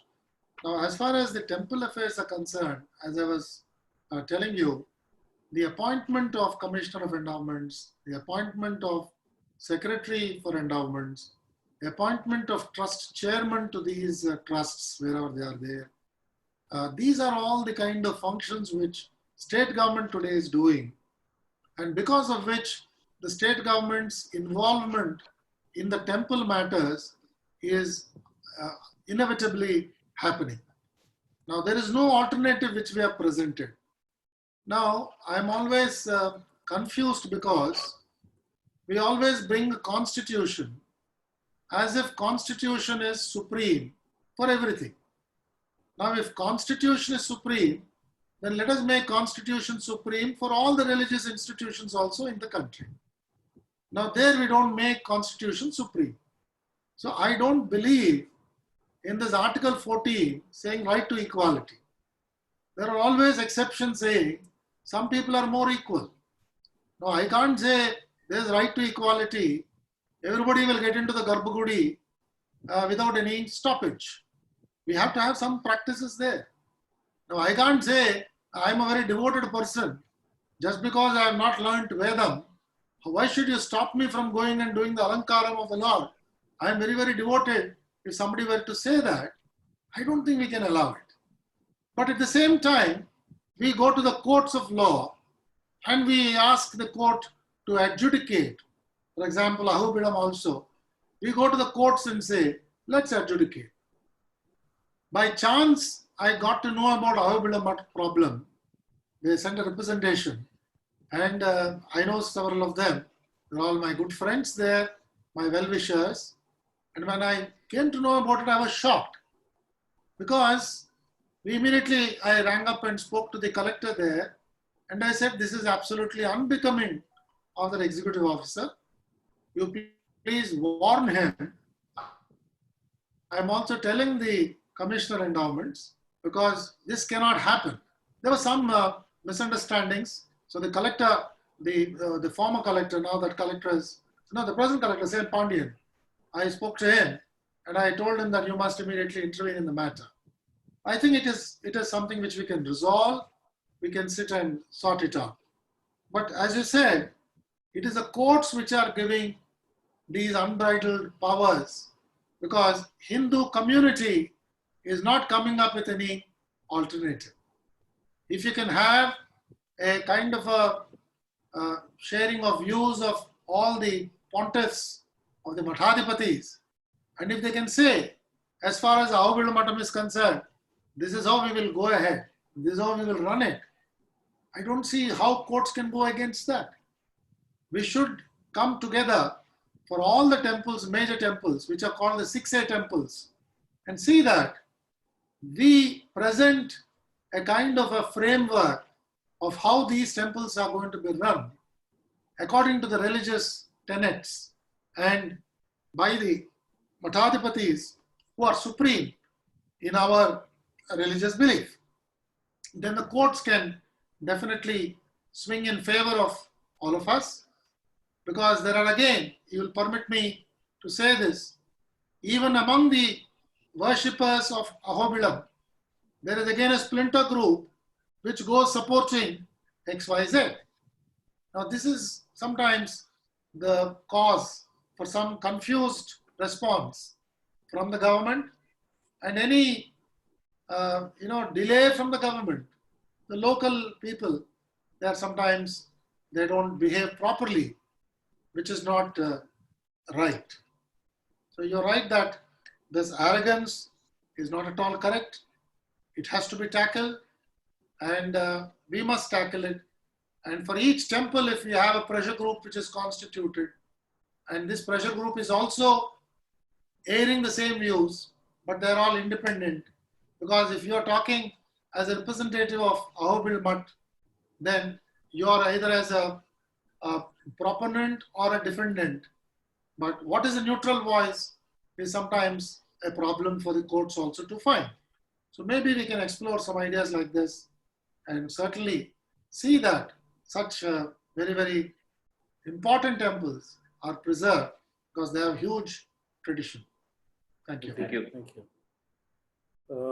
Indira ji, please speak, madam. Namaste, sir. Whenever we Namaskaram. go to Tirumala temple, we always feel by seeing the crowd and rush, none of the machineries could bring so many people to them. And then again, my question is, Tirumala has some TTD board, they sit and finalize some budget, and annually how much they get and how do they allot. Can we get some transparency into it? Can they display on internet for the devotees to see whether they are used for Hindu cause or not? Because years ago, some decades ago, it was told that for some MLA's foreign jaunt, this Tirumala temple money was spent. Like this for some masjid repair works. I don't know whether they are correct or not. Why can't they put on the net how they are spending? Because all said and done, these commissioners of endowments, executive officers, they're all servants of government. And none can go against them. And we want transparency. Can we get that? Can they display? Namaskaram, Indra Garu. Nice seeing you after a long time. Namaskaram. Yeah. Transparency is really required, and already some of these things I'm told are put on the net, and every year the annual budget which is prepared for TTD, I think recently they prepared for something like 3,000 crores. So about 3,000 crores is the annual budget for TTD, and they usually, out of 3,000 crores, they must be spending at least 1,000 crores on salaries, honoraria, and various other things which are paid to various people who are serving on the roles of TTD. And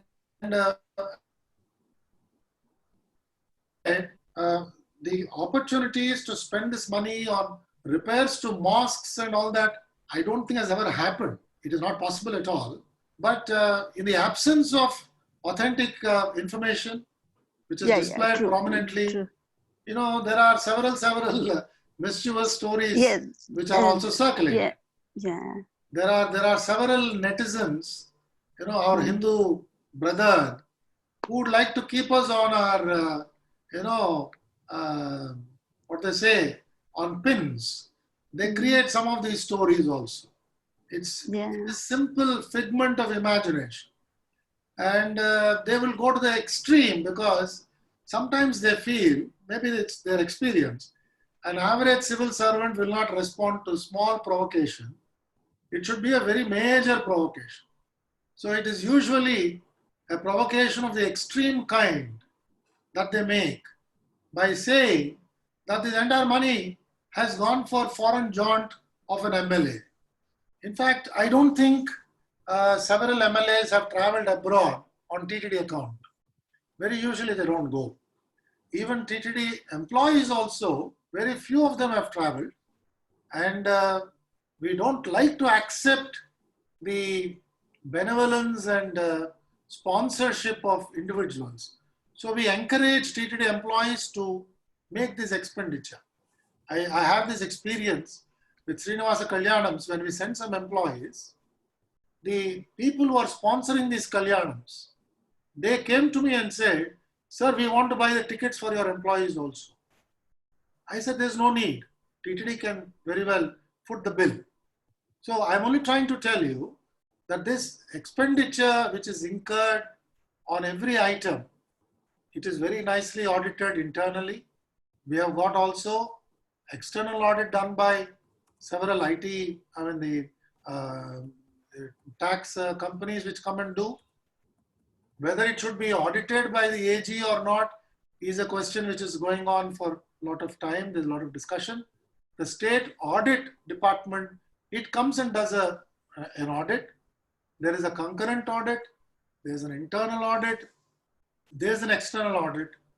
So items of expenditure cannot be, which are completely distanced from the cause of Hindus. Now, estimates are also reasonably carefully scrutinized. Several times I used to notice that contractors are very genuinely concerned to do these works at very, very marginal profits. So there are transparency guidelines which are taken, and we have also implemented the Central Vigilance Commission guidelines saying that no negotiations with bidders, no negotiations on tenders. So some of these are already practiced. But as you said, if all this can be displayed on the net, nothing like it, I will check up if that is happening or not. Otherwise, I will advise the TTD public relation officer, he can put it on the net. We'll do that. Thank you, sir. Thank you, madam. We have Swami Chidrupananda from Noida Chinmaya Mission. He is on the line as well. So I request him to say a few words. Hari Om, Subramanyam garu. Yeah, Namo. Bagunaru kada? Yeah, namaskaram. Sir, thank you very much for darshanama. Darshanam ayithe bagundi. అవును కాదు చాలా very good points clarity చాలా ఇస్తున్నారు మీరు అదే that's what is required కొన్ని అపోహలు కొన్ని దానికి ఆపోజిట్ గాను కొన్ని సత్యాలు కొన్ని అపోహలు ఉన్నాయి కదా ఇందులో so many facts are unreal some are only provocations so very please you are right person to give clarity so I'm happy about that that's what I wanted to say I have no questions to ask just to convey my thoughts to you that it is very good and clarity has been excellent. Thank you, sir. All your blessings. I'll speak to you later on again. Hari Om. Thank you. Thank you. Then we have Ram Mohan ji. Please go ahead, Ram Mohan ji. Can we close it by 7? We'll try, sir, but we'll request you in case there is. Okay. Actually, you know, it's almost 1 hour 45 minutes. The room is still full. So people, I mean, the kind of requests I have are massive. Actually, I don't think we'll let you have dinner also. Anyway, we'll see. We'll try our best to close. Sure, please. Yeah. Ramohan ji, please. I request all of you to kindly be very brief so that we can accommodate more people. Yeah? Yes, but at least try not to repeat. If somebody has asked a question, please kindly don't repeat. Yeah. Obviously. Yeah, Ramohan ji, please go ahead. Ramohan ji, please. I think I have that culture. Yeah. No, I'm not addressing you, sir. I'm just giving a general direction to others. Yeah. One particular question is partially answered already regarding the darshan, the general darshan. I'll not be touching that. But it is really horrible. I have stopped going to Tirumala for having darshan for the last 3 years. Usually I used to visit every year. Because right in front of the deity, they push you away. Not even a fraction of a second you can stand. That is the state. So I made it a point not to go for a darshan, whatever it is, pray from my house. That is one thing. The other thing is that regarding whatever the controversy is happening right now regarding sale of land or anything, it should go to the right hands. That is one thing. And whatever money it's being earned should be spent on the person who has donated that particular property and be spent for the preservance of our culture. That is what I mean, the Hindu Dharma. That's it. Okay, thank you. Yeah, I mean, Ramonji, namaskar. As far as darshan is concerned, as I told you, this is a perennial problem. I don't know how to find answer because at one point of time, one of my illustrious predecessors as EO, he brought in this wristband of token where your approximate time for darshan used to be printed. So any pilgrim who comes, he'll first log in and immediately a time is given to him saying, your darshan will be at 5 o'clock on 27th of May. Now he has reported today at 4 o'clock. So he can go around, see other temples, read some literature, do some penance, relax in the room, come back and 1 hour before that reporting time when he has to go for darshan, and he was being taken. Now this is something which was started and it went on for some time, and unfortunately that practice was not continued, and even today the pilgrims are told that your time will be such and such a time. Your darshan is going to be at such and such a time. The TTD gives that prediction. It's in fact written on the hall outside, but nobody likes to leave it. In fact, as EO TTD, I went into these pilgrims waiting halls and I was talking to some tall gentleman from North India. I was talking to him, I was looking at like this. I'm also nearly 6 foot tall, but he's taller than me. I was looking at him and I was talking and I said, "Kaisa hai aapka ye vishranti? Acha lag raha hai kya hai?" "Ah, bahut acha hai." Then I started asking him, "Aapko sahi samay par khana mil gaya?" "Haan, mil gaya hai." "Aapko pani mil gaya?" "Mil gaya hai." I was about to ask him something else. Then he tells me, "Ye sab humko kya chahiye? Humko darshan chahiye. Wo darshan de dijiye." Now, let him go to Kashi Vishwanath temple. Are people offering all this? He doesn't get it there. But he doesn't complain there also. But here, he is complaining. Now, who has asked him to come 10 hours before and sit there? It is taking that much of time. And the process of darshan, your point, I very well take it. Several times, several of officers like me, we go there and pull up our staff not to touch the pilgrim. But if you don't touch the pilgrim, the other problem is they don't move at all. And sometimes, I mean many a time, tall people, they raise their hands like this and they stand like this. Now the guy behind him is not able to have darshan. Sometimes he brings his child and puts him on his shoulder and then they're having darshan. So these are some practical difficulties, but I totally agree with you that we must improve the quality of darshan. And as I try to tell my people, Om Namo Venkateshaya, if I'm able to say and then go, I think I have a cherished kind of a darshan. And sale of land, thanks to the public outcry, this has been given up. Agreed. Let me forewarn all the guardians of the Hindu thought. These lands are all listed now. It is in the public domain. Some 100 square yards somewhere, some 1,000 square feet somewhere. I won't be surprised if the people go and encroach upon that immediately now, because they'll just build their fence and take it over. And TTD is in no position to protect properties all over the place. And you have to go to appoint a watchman for a 100 square yards plot or a 1,000 square feet plot. Do you think it is viable? So I have examined this thoroughly. I have given the best of my attention. I always felt that one way, if you can put it to some dharmic use, nothing like it. Suppose there's a temple nearby, there is a charitable institution nearby, we can give it, there is no harm at all. As a matter of fact, number of Kalyana Mandapams which were lying in disuse, I was handing over to the concerned temple. Earlier, even the temple couldn't use it. Kalyana Mandapam in Sri Salem of TTD cannot be used by Sri Salem. And that's a very unfortunate thing. TTD took the land to build a Kalyana Mandapam. Pilgrims who are coming to Sri Salem are pilgrims who are coming to see the Lord. So why should TTD manage this Kalyana Mandapam, have a lock there, have a manager who operates from Kurnool?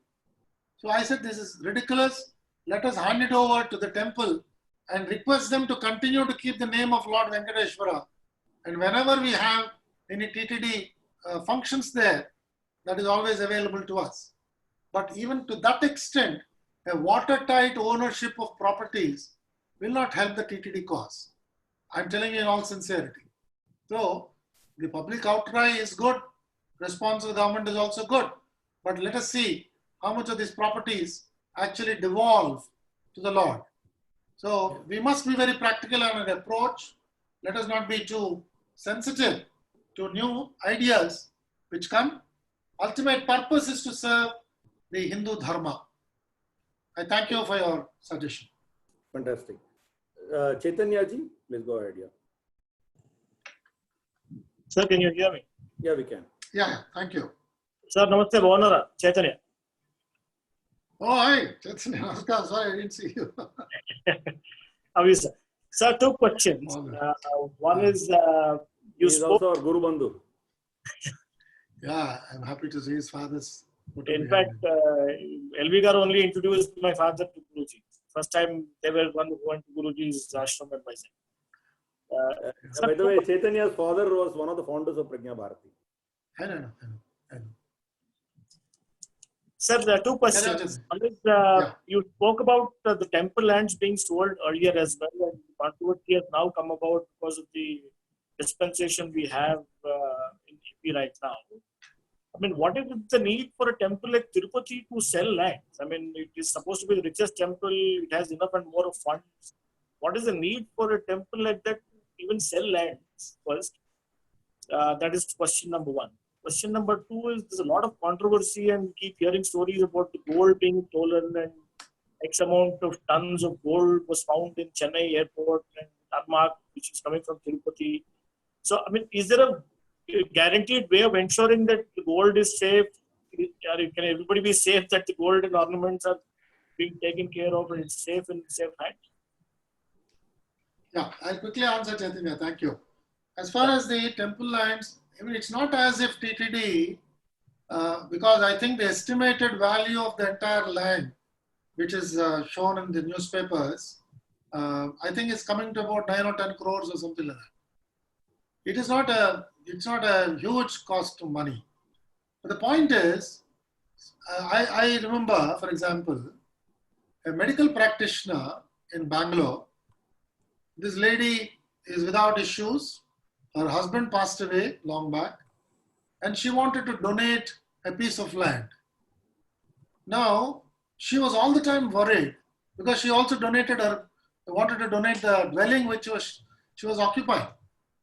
So she was telling me, and she in fact wrote a letter to me, and I read the letter. She said that I might pass away anytime, and I have given a piece of land. TTD is not doing anything about it. And my house also I'm planning to donate. But if I donate it now, will TTD allow me to live in that house? See, it's a genuine concern which she had. And she said, I'm very old. So can TTD give me some manual support so that there is some attender who comes occasionally and helps me to, run around, get me some vegetables, get me some support. This is the kind of a situation in which the donors are. Now, if this lady has given me, let's say 100 square yards and surrounded by big buildings, what do I do in 100 square yards? I can't build anything. the local town laws, the town and country planning authority, it will perhaps allow me to only grow a mango tree there, but nothing beyond that. Now, will that serve the purpose for which this lady has given? Whereas if I'm auctioning it, the surrounding property owner may feel like coming and adding this piece of land, and he may give me a value which is estimated to be very high. And I'm using it for some dharmic purpose. That is a philosophy. If I don't protect this land, there is a fear that somebody might occupy it. There are people who are sometimes worried. If you write, the land belongs to Lord Venkateshwara of Tirumala, maybe that evokes some sense of fear. But everybody is not frightful of the Lord. Some people might think that I'll be more religious after I occupy this piece of land. So we have to protect this piece of land. So that's the logic behind this. As far as gold is concerned, this episode which has happened last time during elections, I was a direct witness to this whole thing. So I can narrate with some clarity that the gold was being brought very, very carefully actually. The gold was being protected by armed people who were clandestinely sitting in that particular vehicle and who were being monitored from Chennai and Mumbai, satellite control. Nothing could have gone wrong. But very unfortunately, the executive officer did not reveal all these details to the press, and he brushed this aside, saying it is the responsibility of that gold people, I mean the depositor, to bring, that is a Punjab National Bank in question, to bring the gold and hand over to us. It is not my botheration to look at it. I thought it was not a responsible statement. Maybe it slipped his mind or slip of tongue, I don't know. And that created havoc. And there were a lot of phone calls and, in the press and all that. And then I sent a senior officer, as chief secretary, I sent some senior officer to inquire into this. And he inquired and he came back and told me the details, that everything is done very well, very carefully. But since the executive officer was very casual in his press briefing, the impression given was gold is not being handled carefully. I don't think that's the right position. Gold is very well protected.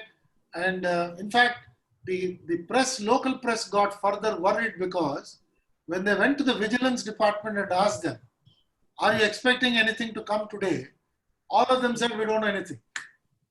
So without the local vigilance people knowing about it, how I think 300 kilos of gold was being transferred or something like that. That was, something which naturally press got really agitated and a lot of people came up. With nothing to really worry about.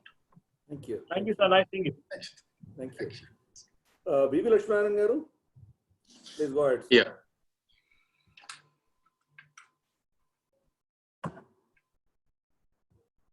You have to unmute yourself, sir. Yeah. Okay. Sir, namaskaram, Lakshmanan. Yeah, namaskaram.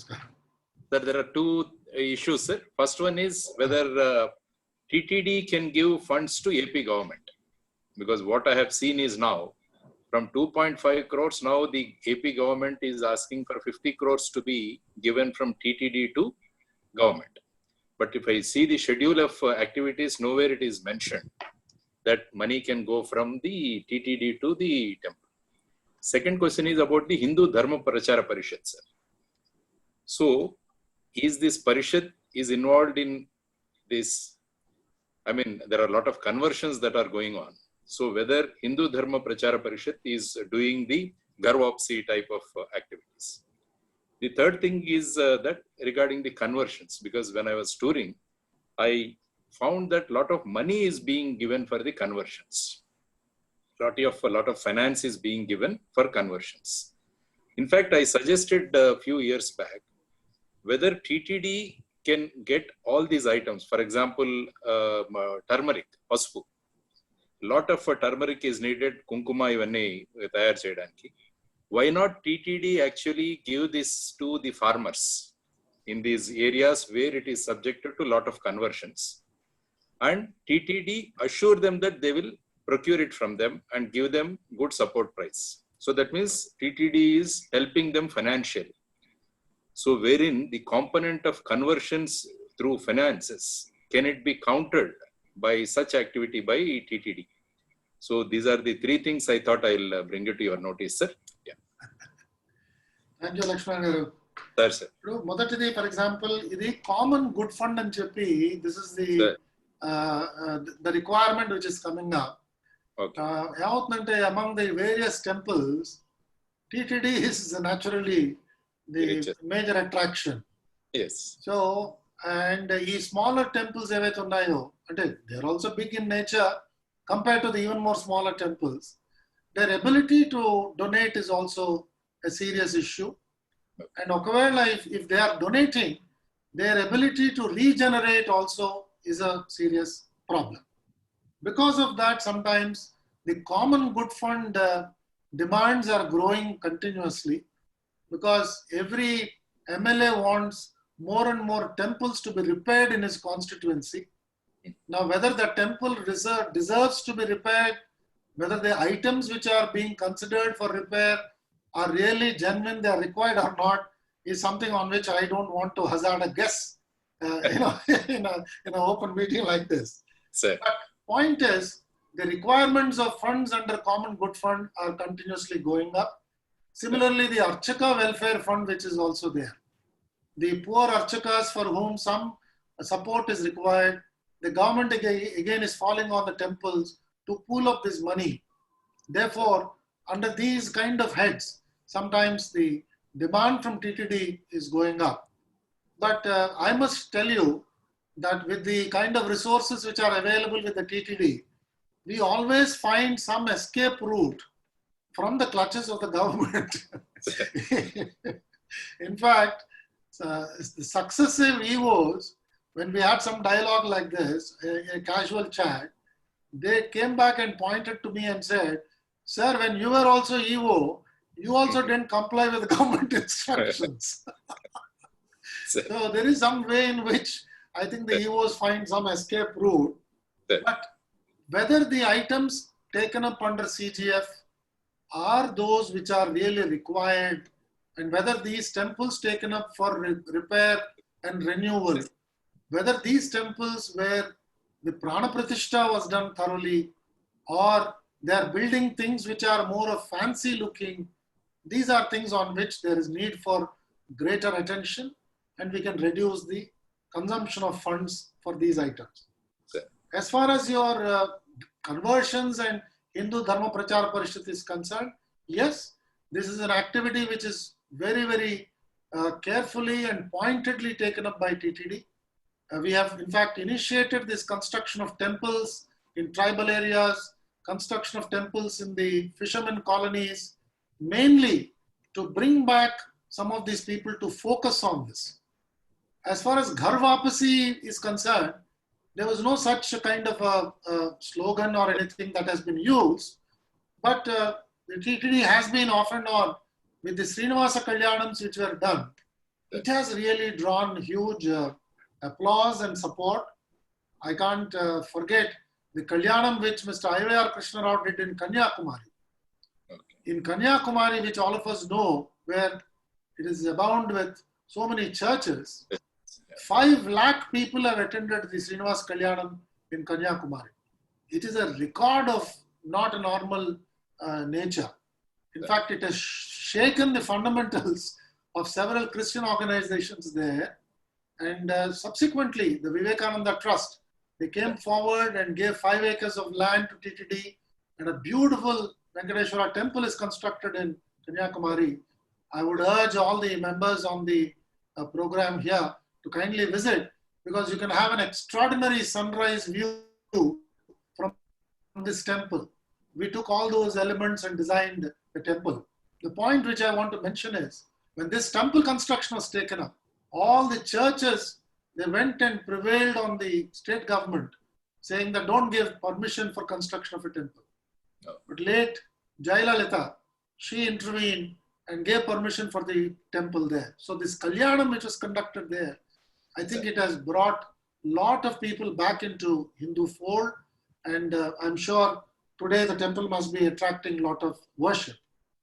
And several tribal areas, these temples taken up the 5 lakhs, which has been enhanced to 10 lakhs, I think, estimate. And several religious leaders were involved in mobilizing support for this. Much more can be planned and undertaken to resist this particular kind of a conversion which is going on. I would also like to mention to you, Tamil Nadu is an area where of great concern to us, because I always felt Tamil speaking people are more rabid, they're more sincere to the cause that they espouse. I don't really count so much on our people. We have the initial, like Acharya Vinova Bhave told me when I saw him, he said, Andhralu Aramba Surulu, he told me. I was absolutely shocked when I heard from him. We don't really institutionalize our concerns, and we don't really revisit issues which we have spoken last year. That's somehow a drawback on all of us. I think we have to overcome that. But Tamil Nadu, the Divya Kshetras which are there, they are in very, very bad position. I used to feel very sorry for that. Even, some of them didn't have Dhupadipa Naivedyalu also. So there is need for reviving these. We undertook some activity. I must confess I did not have much time to pursue that. I was moved out, but that's required there. Coming to procurement issues, it's always a very, very perilous kind of a problem of procurement, because people run to courts, people run to newspapers, and sometimes the quality of material which we procure also, they cast aspersions on that. I had a huge problem on ghee procurement. We require 1 tanker at alternate day of ghee for consumption in TTD. Now, that much of production of ghee, not many dairy farms can do it. So we have to have some criteria and quality specifications. How much time does it take to set? How much time does it take to, melt, the melting point, various other considerations. We had some people from the Dairy Research Institute as part of the procurement committee. And procurement is always a risky affair in TTD. Most of the officers are worried to sit on the procurement committees also. Yeah. So if we go for a mass procurement like turmeric, as you said, it will be a kind of a problem. So what we used to do was, we used to involve the spices board, for example, in procurement of spices. So let's hope that the turmeric board will be constituted very soon by Government of India. Then it will be easier for organizations like TTD to get into this, because the knowledge within TTD on these materials, I must confess, is not of a very high quality. It is always acquired for that occasion. And executive officers also, we are not well versed on the quality parameters for various goods that we procure. So we always run into some issues. So if spices board or turmeric board, such organizations can come in, I think they'll be serving a great purpose. Thank you very much. Thank you, sir. Thank you. So just 10 minutes more, sir. Mayuri ji, please go ahead. Yeah. Namaskaram, Andi. Namaskaram. Myself, Mayuri. Actually, I work for part of, I'm a full-time volunteer in Kanchimatam, and I'm a staunch believer of Hindu, and my Guru Garu, Sri Chaganti Koteshwara Garu. Valki first namaskaram cheptu. I have one small question. Like, actually, when we see in newspapers and everything, there is one word which is really disturbing.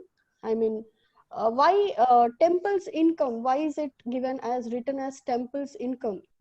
When that income comes, the loss and income, when those two things, I mean, words come, I feel it is like a business. Can't they be changed? I mean, can't they be replaced with some other word where each and every, when I go and offer at least 1 rupee, it is not, I'm not a business to any temple. It is my, what do you say? It is my belief, and it is my Shraddha. Shraddha. What Shraddha. So these words are really very much disturbing. And since recently I have been kept in that TTD local advisory member. I'm a part of TTD local advisory member, Tamil Nadu. And my friends, I'm the youngest there. My friends call me, they say, how is your business going on? It is very disturbing actually. Maybe that image of business is much in the society, and I, as a responsible devotee, I feel this word should be completely taken out from the dictionary of temples and worship, everything. And meer cheppinatlu, I have been to Kanyakumari temple. I have experienced what you have asked. This next seashore pakkane, the wonderful and the beautiful white colored temple with the blue sea next to you, around 15 to 20 meters of gap between the temple and the seashore. I think everybody should experience that. It is a wonderful this thing. Go with your family, stay in that Vivekananda this thing, enjoy the sunset and the sunrise. Both are wonderful.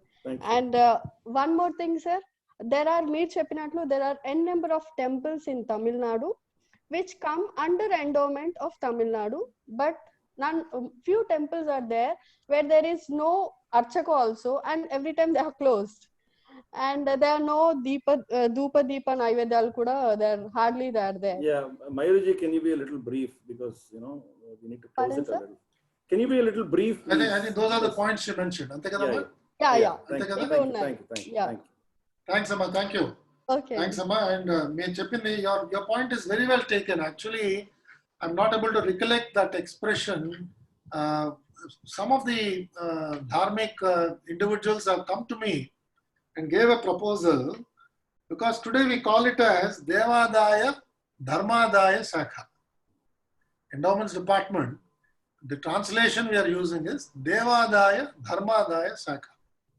And we wanted to actually change it to Dharma, something we wanted to bring it, and Adayam we wanted to completely abandon. Actually, there was a proposal which came and I sent it to the Endowments Department also. I'll have to check up and get back to you. We wanted to popularize that, and I sincerely hope our government takes it up soon, because we are looking at everything as an income perspective. నేను ముందు చెప్పినట్టుగానే అన్నిటికీ కూడా income పర్స్పెక్టివే చేస్తాం. ఒక బలానా శివాలయం పాత రోజుల్లో, for example, Paramacharya has established. It is of phenomenal value to us, but maybe not many people are visiting that. It's all right. It is incumbent on all of us to protect the temple, because if Paramacharya has gone and he has propitiated the whole thing, it's of great value to this entire community. So we need to get out of this valuation business. So that's why the department's name itself, if it is changed, then probably it becomes easier for us. Your suggestion is very well taken. I totally appreciate what you have said. And as far as Tamil Nadu temples, I already mentioned to you, there is a serious problem. And I am given to understand, I'm not very sure of the particulars, the land of temple lands in Tamil Nadu are prone to much more of a risk than in Andhra Pradesh, I'm told. In fact, the government is not protecting the lands there. At least here, we had the High Court giving some orders, and therefore there's a committee where it has to go before the High Court committee, and High Court committee has to approve it. We have some procedure like that today, very clearly laid down, and government of Andhra Pradesh is honoring that. Tamil Nadu, I am told, there is some lacuna as far as the lands are concerned. And of course, Archaka, as you told me, the Dhupa Deepa Naivedya is also not available in several temples in Tamil Nadu, which is a cause of great concern to us. And we are, of course, very, very happy that people like TVS group, they have gone, they have upgraded the quality of some of the temples. I've recently seen what they've done in Srirangam, a phenomenal kind of work they have done, and in Navatirupati they have done. So some groups like this are coming forward, but I think there is need for us to take care of all the Divya Kshetrams also in Tamil Nadu. Thank you, Mayurji. Thank you. Namaskaram. Fantastic, fantastic. Next is Shyam Gopal Das ji, Shyam Gopal Madnani ji. Shyam Gopal Das Madnani ji, please. Yeah, please. Make it quickly, sir. Yeah. Om Namo Venkateshaya to all. Sir, actually, I don't know whether I am speaking in the same subject or out of context. Please excuse me. It is a disturbing news that Travancore Devaswam board wants to auction puja articles and other temple articles and without any condition. So regarding that, I wanted to bring to you all of your notice whether some conditions should be there in these sort of things, that only Indian temples should be allowed to participate in the auction, or donors should be allowed to purchase it and give it to other temples. So just wanted to bring it to your notice, sir. Thank you. Thank you. Thank you. I think there's some news about it, but we are not sure how serious it is. Government of Kerala wanted some donations to be given from all these Devaswam boards. I'm told Guruvayur also has donated some money. They've also asked the other temples to follow suit. Of course, there were a lot of statements made by several political leaders of different political parties who have said that the gold should be mortgaged and government should be allowed to take some loans and all that. I think these are all individual opinions of people who have been rendered unemployed because of the COVID-19. They don't have serious political activity on their hands. So maybe it is idle man's brain, which is devil's workshop. Some of these individuals have spoken about it. They all know that no court of law will support such an action by a government. No government of the day will have the courage to go and touch the gold of any temple and say they will mortgage that and raise loans. That is ridiculous, and I don't think we should believe in that. We have several legal friends who will take a prompt action. Let's not be worried about it. That's my response. Thank you. Thank you. Rangarajan Prativadi Bhayankar. Sir, namaste from USA. You can unmute yourself. Prativadi Bhayankar family has written the Sri Venkateswara Suprabhatam. Hello, namaskaram andi. నమస్కారం అండి. అది ఒక చిన్న ప్రశ్న నేను తెలుగులోనే అడుగుతాను, ఏమనుకోకండి. Sir, but you are in USA and we are doing a English conference. You are asking it. పర్లేదు. ఎందుకంటే ఒక ప్రశ్న అండి. టిటిడి వాళ్ళు ఎన్నో సమస్యలతో చాలా మంది కోర్టు వ్యవహారాలతో సతమతం ఉన్నప్పుడు ఒక తిరుపతిలో గోవిందరాజ సన్నిధిలో 2 వంశపారంపర్యంగా వస్తున్నటువంటి మనవాళ్ళ మామూలు వేదాంత దేశికులు వీళ్ళిద్దరిది సన్నిధులు ఉన్నాయి. అది వంశపారంగా వస్తున్న దాన్ని కాదని చెప్పి టిటిడి వాళ్ళు తీసేసుకున్నారు. దాంట్లో ఉన్న గోల్డ్ ఆర్నమెంట్స్ అవన్నీ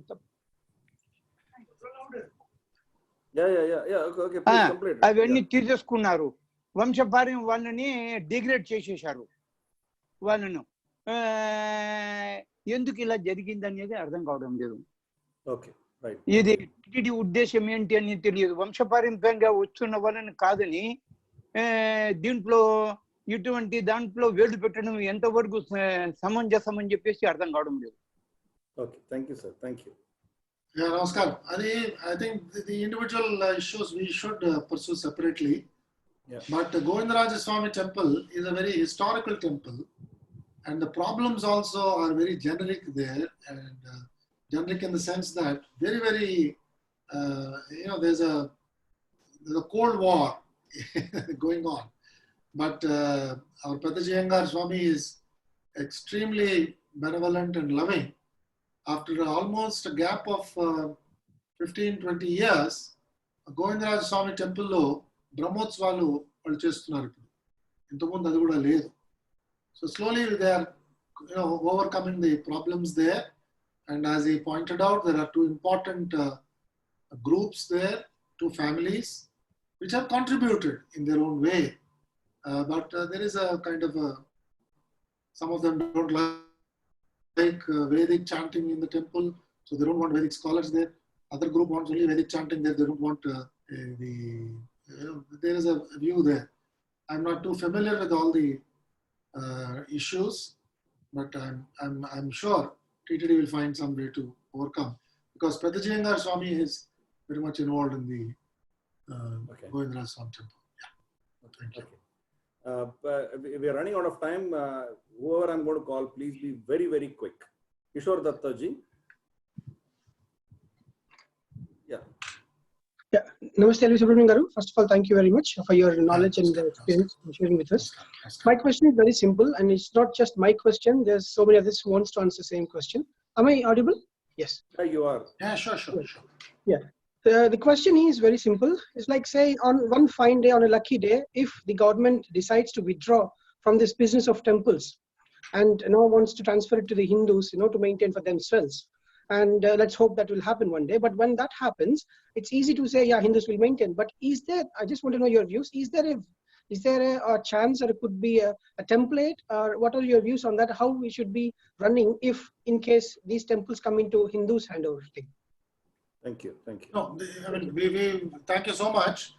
A template is not impossible. We can do that. But what happens is,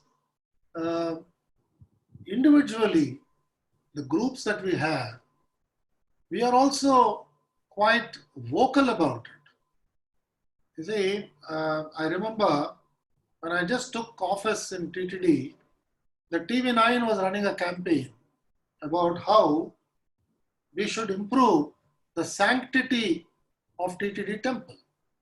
That is the campaign they were running. So when I just joined, this group came to me, the cameraman and the person who's doing it, and he asked me if I can exactly put it in Telugu. He said, Tirumala Pavitratanu mana ela kaapadtam. So he asked me like that. So then I told him that I would like to be very frank with you in raising a counter question. I asked him, what the hell you think you are, and who do you think am I? You think both of us are here going to protect the sanctity of the temple where we believe the Lord is sitting. So it's the Lord is going to protect it. How the hell you can talk saying a TV9 or TV5 or TV10 or some channel and one bloke of an executive officer, these two fellows say that I'm going to improve the sanctity of the temple. That is something which, like this we get into issues and unnecessarily decry as a place which is very, very sacred to us. So if you find something amiss in a temple, it is the human element which has created that. So I used to request all my press colleagues, press friends in Tirumala, that if you find anything amiss, I used to tell them, it is the individual failure of the executive officer. So please, you can blame me for that, but please don't do anything to diminish the esteem that the temple enjoys in the minds and hearts of various devotees. It's a very, very careful judgment that every press correspondent has to do. Because I used to ask them, after all, you're also a believer. You're believing here, you're staying here, you come inside to worship, you're getting your, your livelihood because you are working in Tirumala.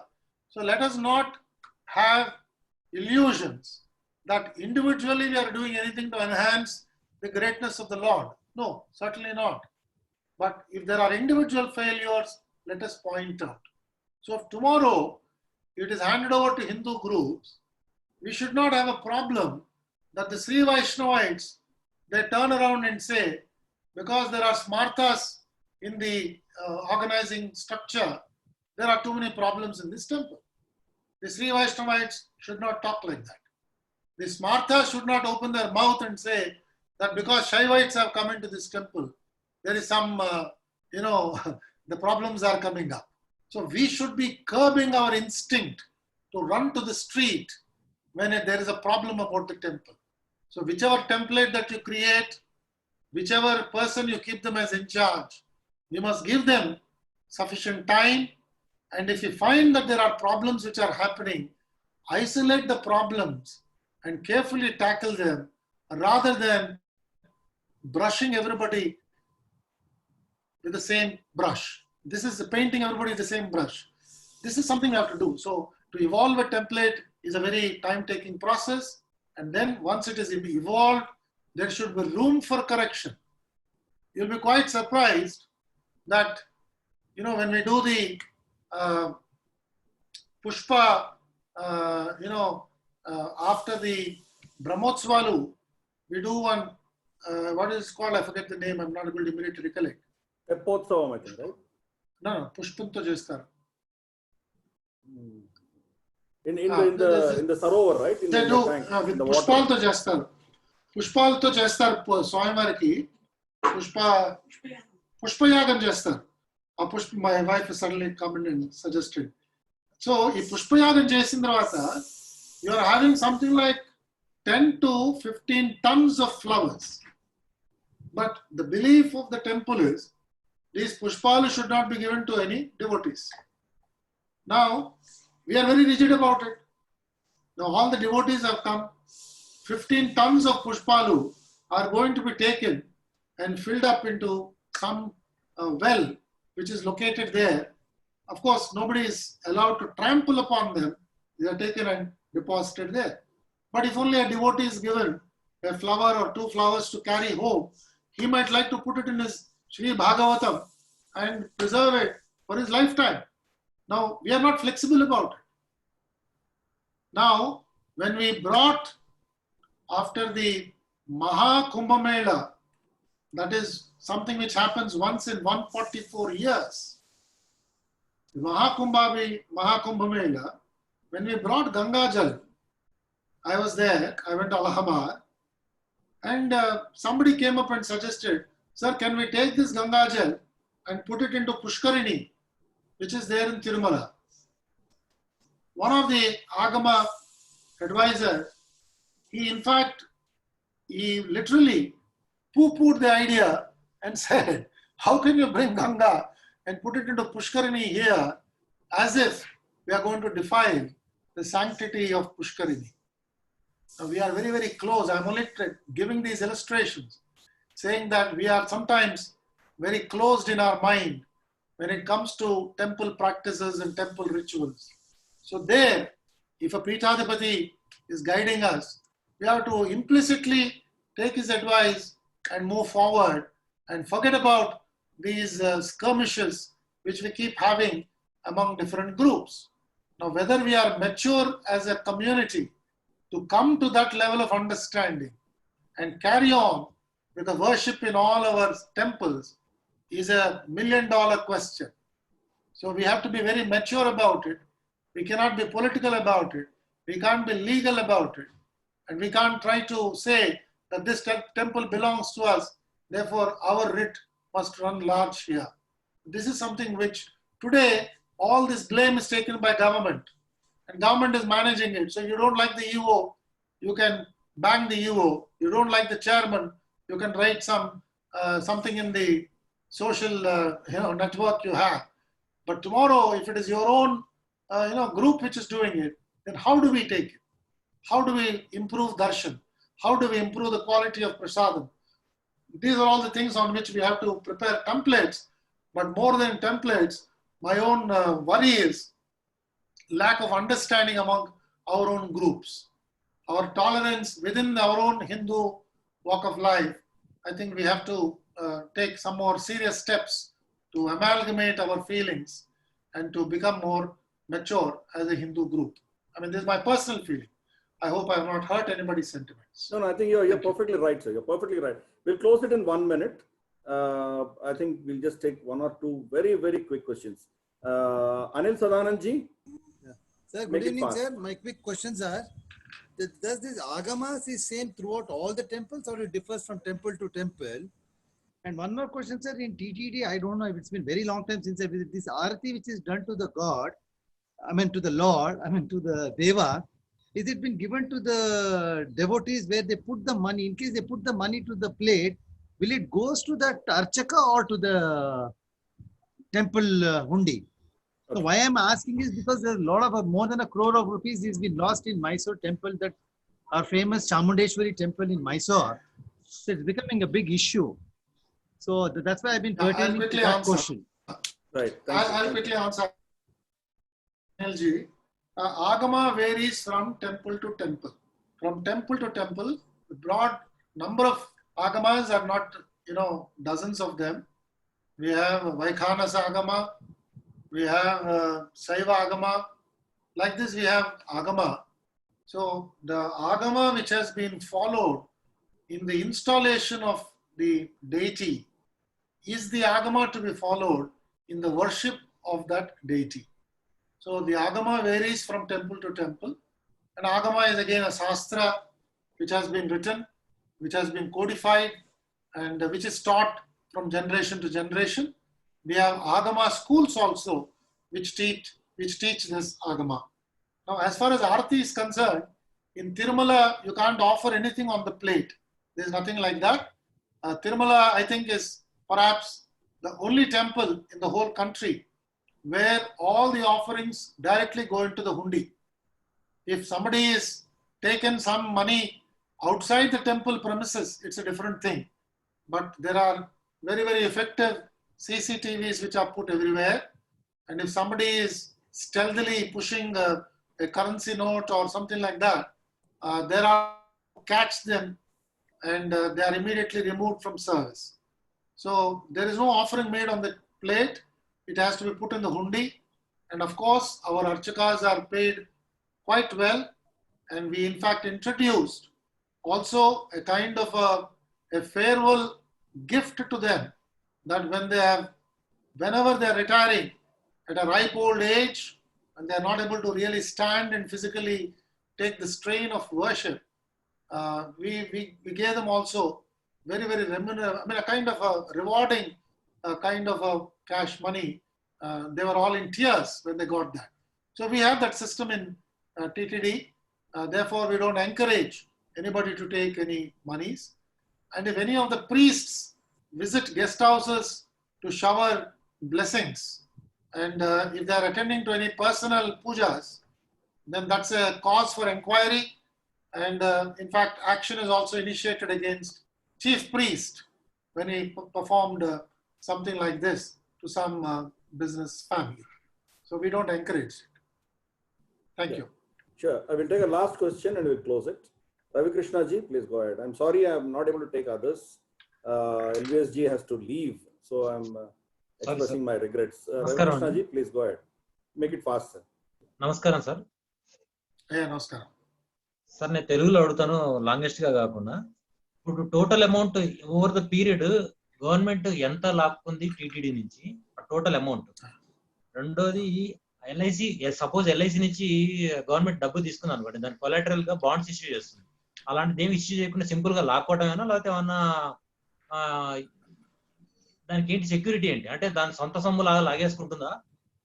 దాని third thing ఏంటంటే, ఇప్పుడు Aadhaar based system, అంటే ఒకటే ticket ఒక year లో 4-5 సార్లు ఒకడు వచ్చేసి విజిట్ చేస్తుంటాడు. నేను ఇప్పుడు తిరుపతి విజిట్ చేసి 5 ఏళ్ళు అయిపోయింది. ఎందుకు? అక్కడ ఉన్న పాలిటిక్స్, అక్కడ ఉన్న ఆ రొచ్చుకి భయపడిపోయి నాకు అక్కడికి వెళ్ళాలంటే భయంగా ఉందన్నమాట. అంత పాలిటిక్స్ చేస్తారు వాళ్ళు. చిన్న రూమ్ దొరకదాలంటే కష్టమే. లేదు, లాస్ట్ 1 minute. ఇప్పుడు ప్రతి నిమిషానికి కొత్త వాడు ఇప్పుడు సంపూర్ణేష్ బాబు ఉన్నాడు, వాడు గనక సినిమా హిట్ అయిపోతే వాడు సడన్ గా విఐపి అయిపోతాడు, వాడు విఐపి దర్శనం దొరుకుతుంది. నాలాంటి సామాన్య మానవుడికి దొరకదు. ఒక ఎమ్మెల్యే కనుక గెలిచేయడం అంటే కనుక స్పాట్ లో వాడు విఐపి అయిపోతాడు, వాడు స్పెషల్ గా దర్శనం దొరుకుతుంది. ఇది ఎట్లా విఐపీస్ ని ఐడెంటిఫై చేస్తారా? ఐడెంటిఫై కార్డ్స్ ఇష్యూ చేస్తారా? స్పెషల్ గా సడన్ గా వాడు విఐపి అయిపోతాడా? Right, thank you. అంటే ఇప్పుడు రవికృష్ణ గారు, గవర్నమెంట్ లాక్కోవడం, గవర్నమెంట్ దోచేయడం జరగదు కదా. Sir, I request you to reply in English because there are others. Yeah. The question which he asked was whether the government, can I give a estimate of what is the amount grabbed by government from TTD. That's the kind of language which our esteemed friend, with all his anger and a smiling face, he put it across. Government cannot grab. Government is only with a statute, because that is a statute which you and I have agreed to be administered upon. The MLA to whom you have voted, I have voted, they have all supported this legislation. And this legislation which is there on the statute book, it talks about a common good fund. This common good fund is pooled by temples on the proportion of about 1% or 2% of their revenues, and that calculations of the revenues is sometimes the bone of contention, whether it should be the hundi earnings alone or should it be the interest earnings on various properties. This is how we always have a kind of a battle with the government. But government is always equipped with a statute, a law, on the basis of which it is asking Tickity and various temples to participate. Now, I don't have figures here or what could be the kind of amount which government has taken like this to common good fund. It could be a sizable amount. It can be in the nature of 300 to 400 crores over a period of time, but may not be into thousands of crores. So that may not be the case.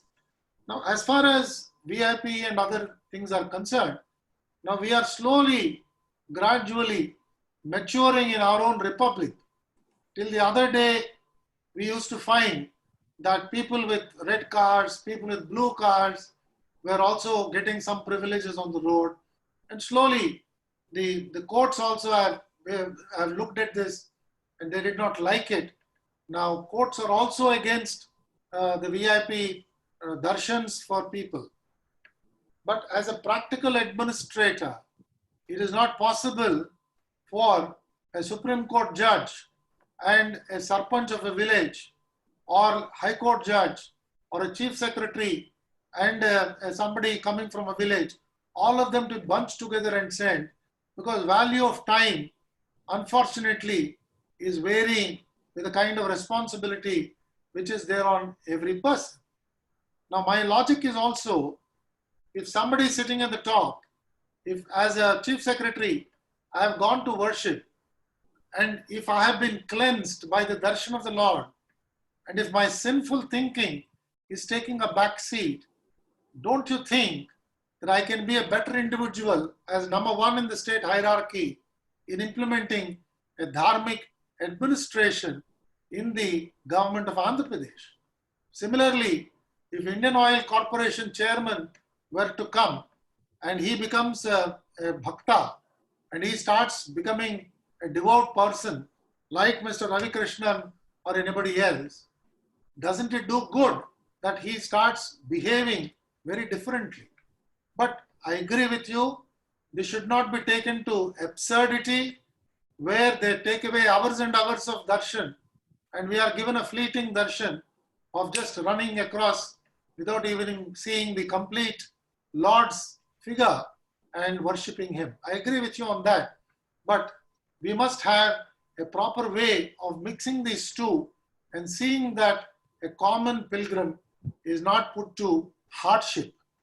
So to that extent, we have to live with this for some time. And lastly, in answering to him as well as general item, now that COVID has come and no darshans are happening today in Tirumala, it is as if it is starting on a fresh slate. Now, is it possible that we think of bringing a system like what we did or what we were doing in Vaishno Devi? What they do in Vaishno Devi, they calculate how many people can be taken to Vaishno Devi hills and they permit only that much number to cross Katra and go up for their worship. And depending on the number of people who are able to exit down, only that many people are allowed to go in.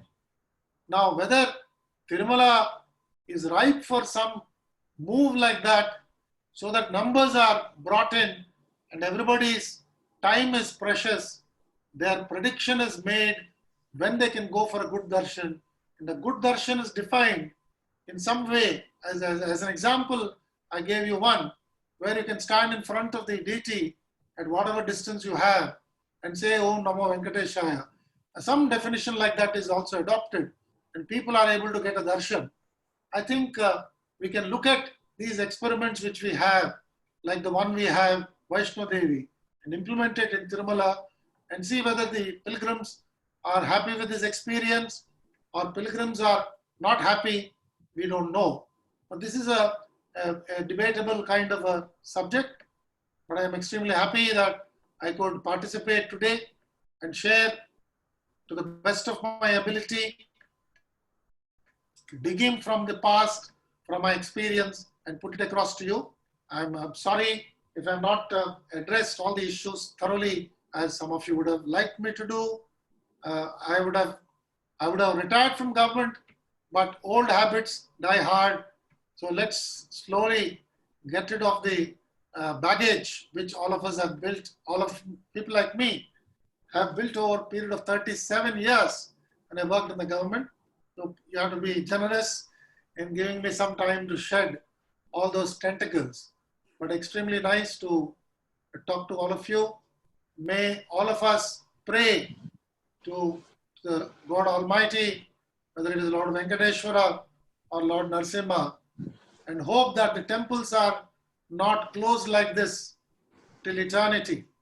I was not happy that temples have been closed. A limited number we could have always allowed. Brought some distinction, whether you call them VIPs, call the donors, call the locals, call the natives, but temples should have not been abandoned like this. Somehow it is not giving all that happiness in our mind. I hope that very soon the temples will again start bursting with a lot of activity, and more dharmic flavor will be generated from these temples, so that in the society more and more people walk and talk the path of dharma.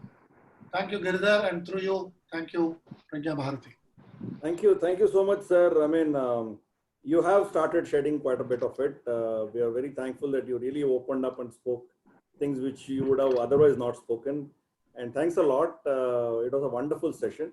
I now formally request our colleague Chandrasekhar ji to propose a vote of thanks, and then we close the session. Chandrasekhar ji, let's be very brief. I think he has to rush. Sure, sir. Yeah. Thank you, Chandrasekhar ji. Namaskaram, Andy. Namaskaram. This has been a wonderful session, sir. It's my privilege to have been asked to propose the vote of thanks for this evening's session. When we usually visit temples as devotees, our concentration is on having a very good darshan and feel happy, blessed, and we might not observe so many other things which others might notice. In today's session, it's an opportunity for us to listen from you, the very person involved in the administration of the world famous temple, and of course in government in various departments. We have understood how pressure groups affect the smooth running of the temples on other issues. And thanks for hinting us for the things we should be watching out for to protect our temples, which are our dharma centers. And I also thank you for reminding our responsibility to be the protectors and not limiting ourselves to be just the devotees. We have taken the cue from you, sir, and certainly we'll be more responsible devotees.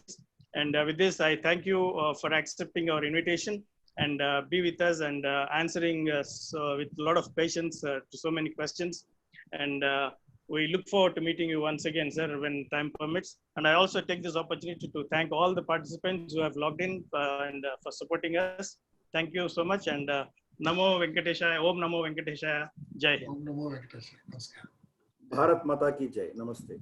Bharat Mata ki Jai. Namaste.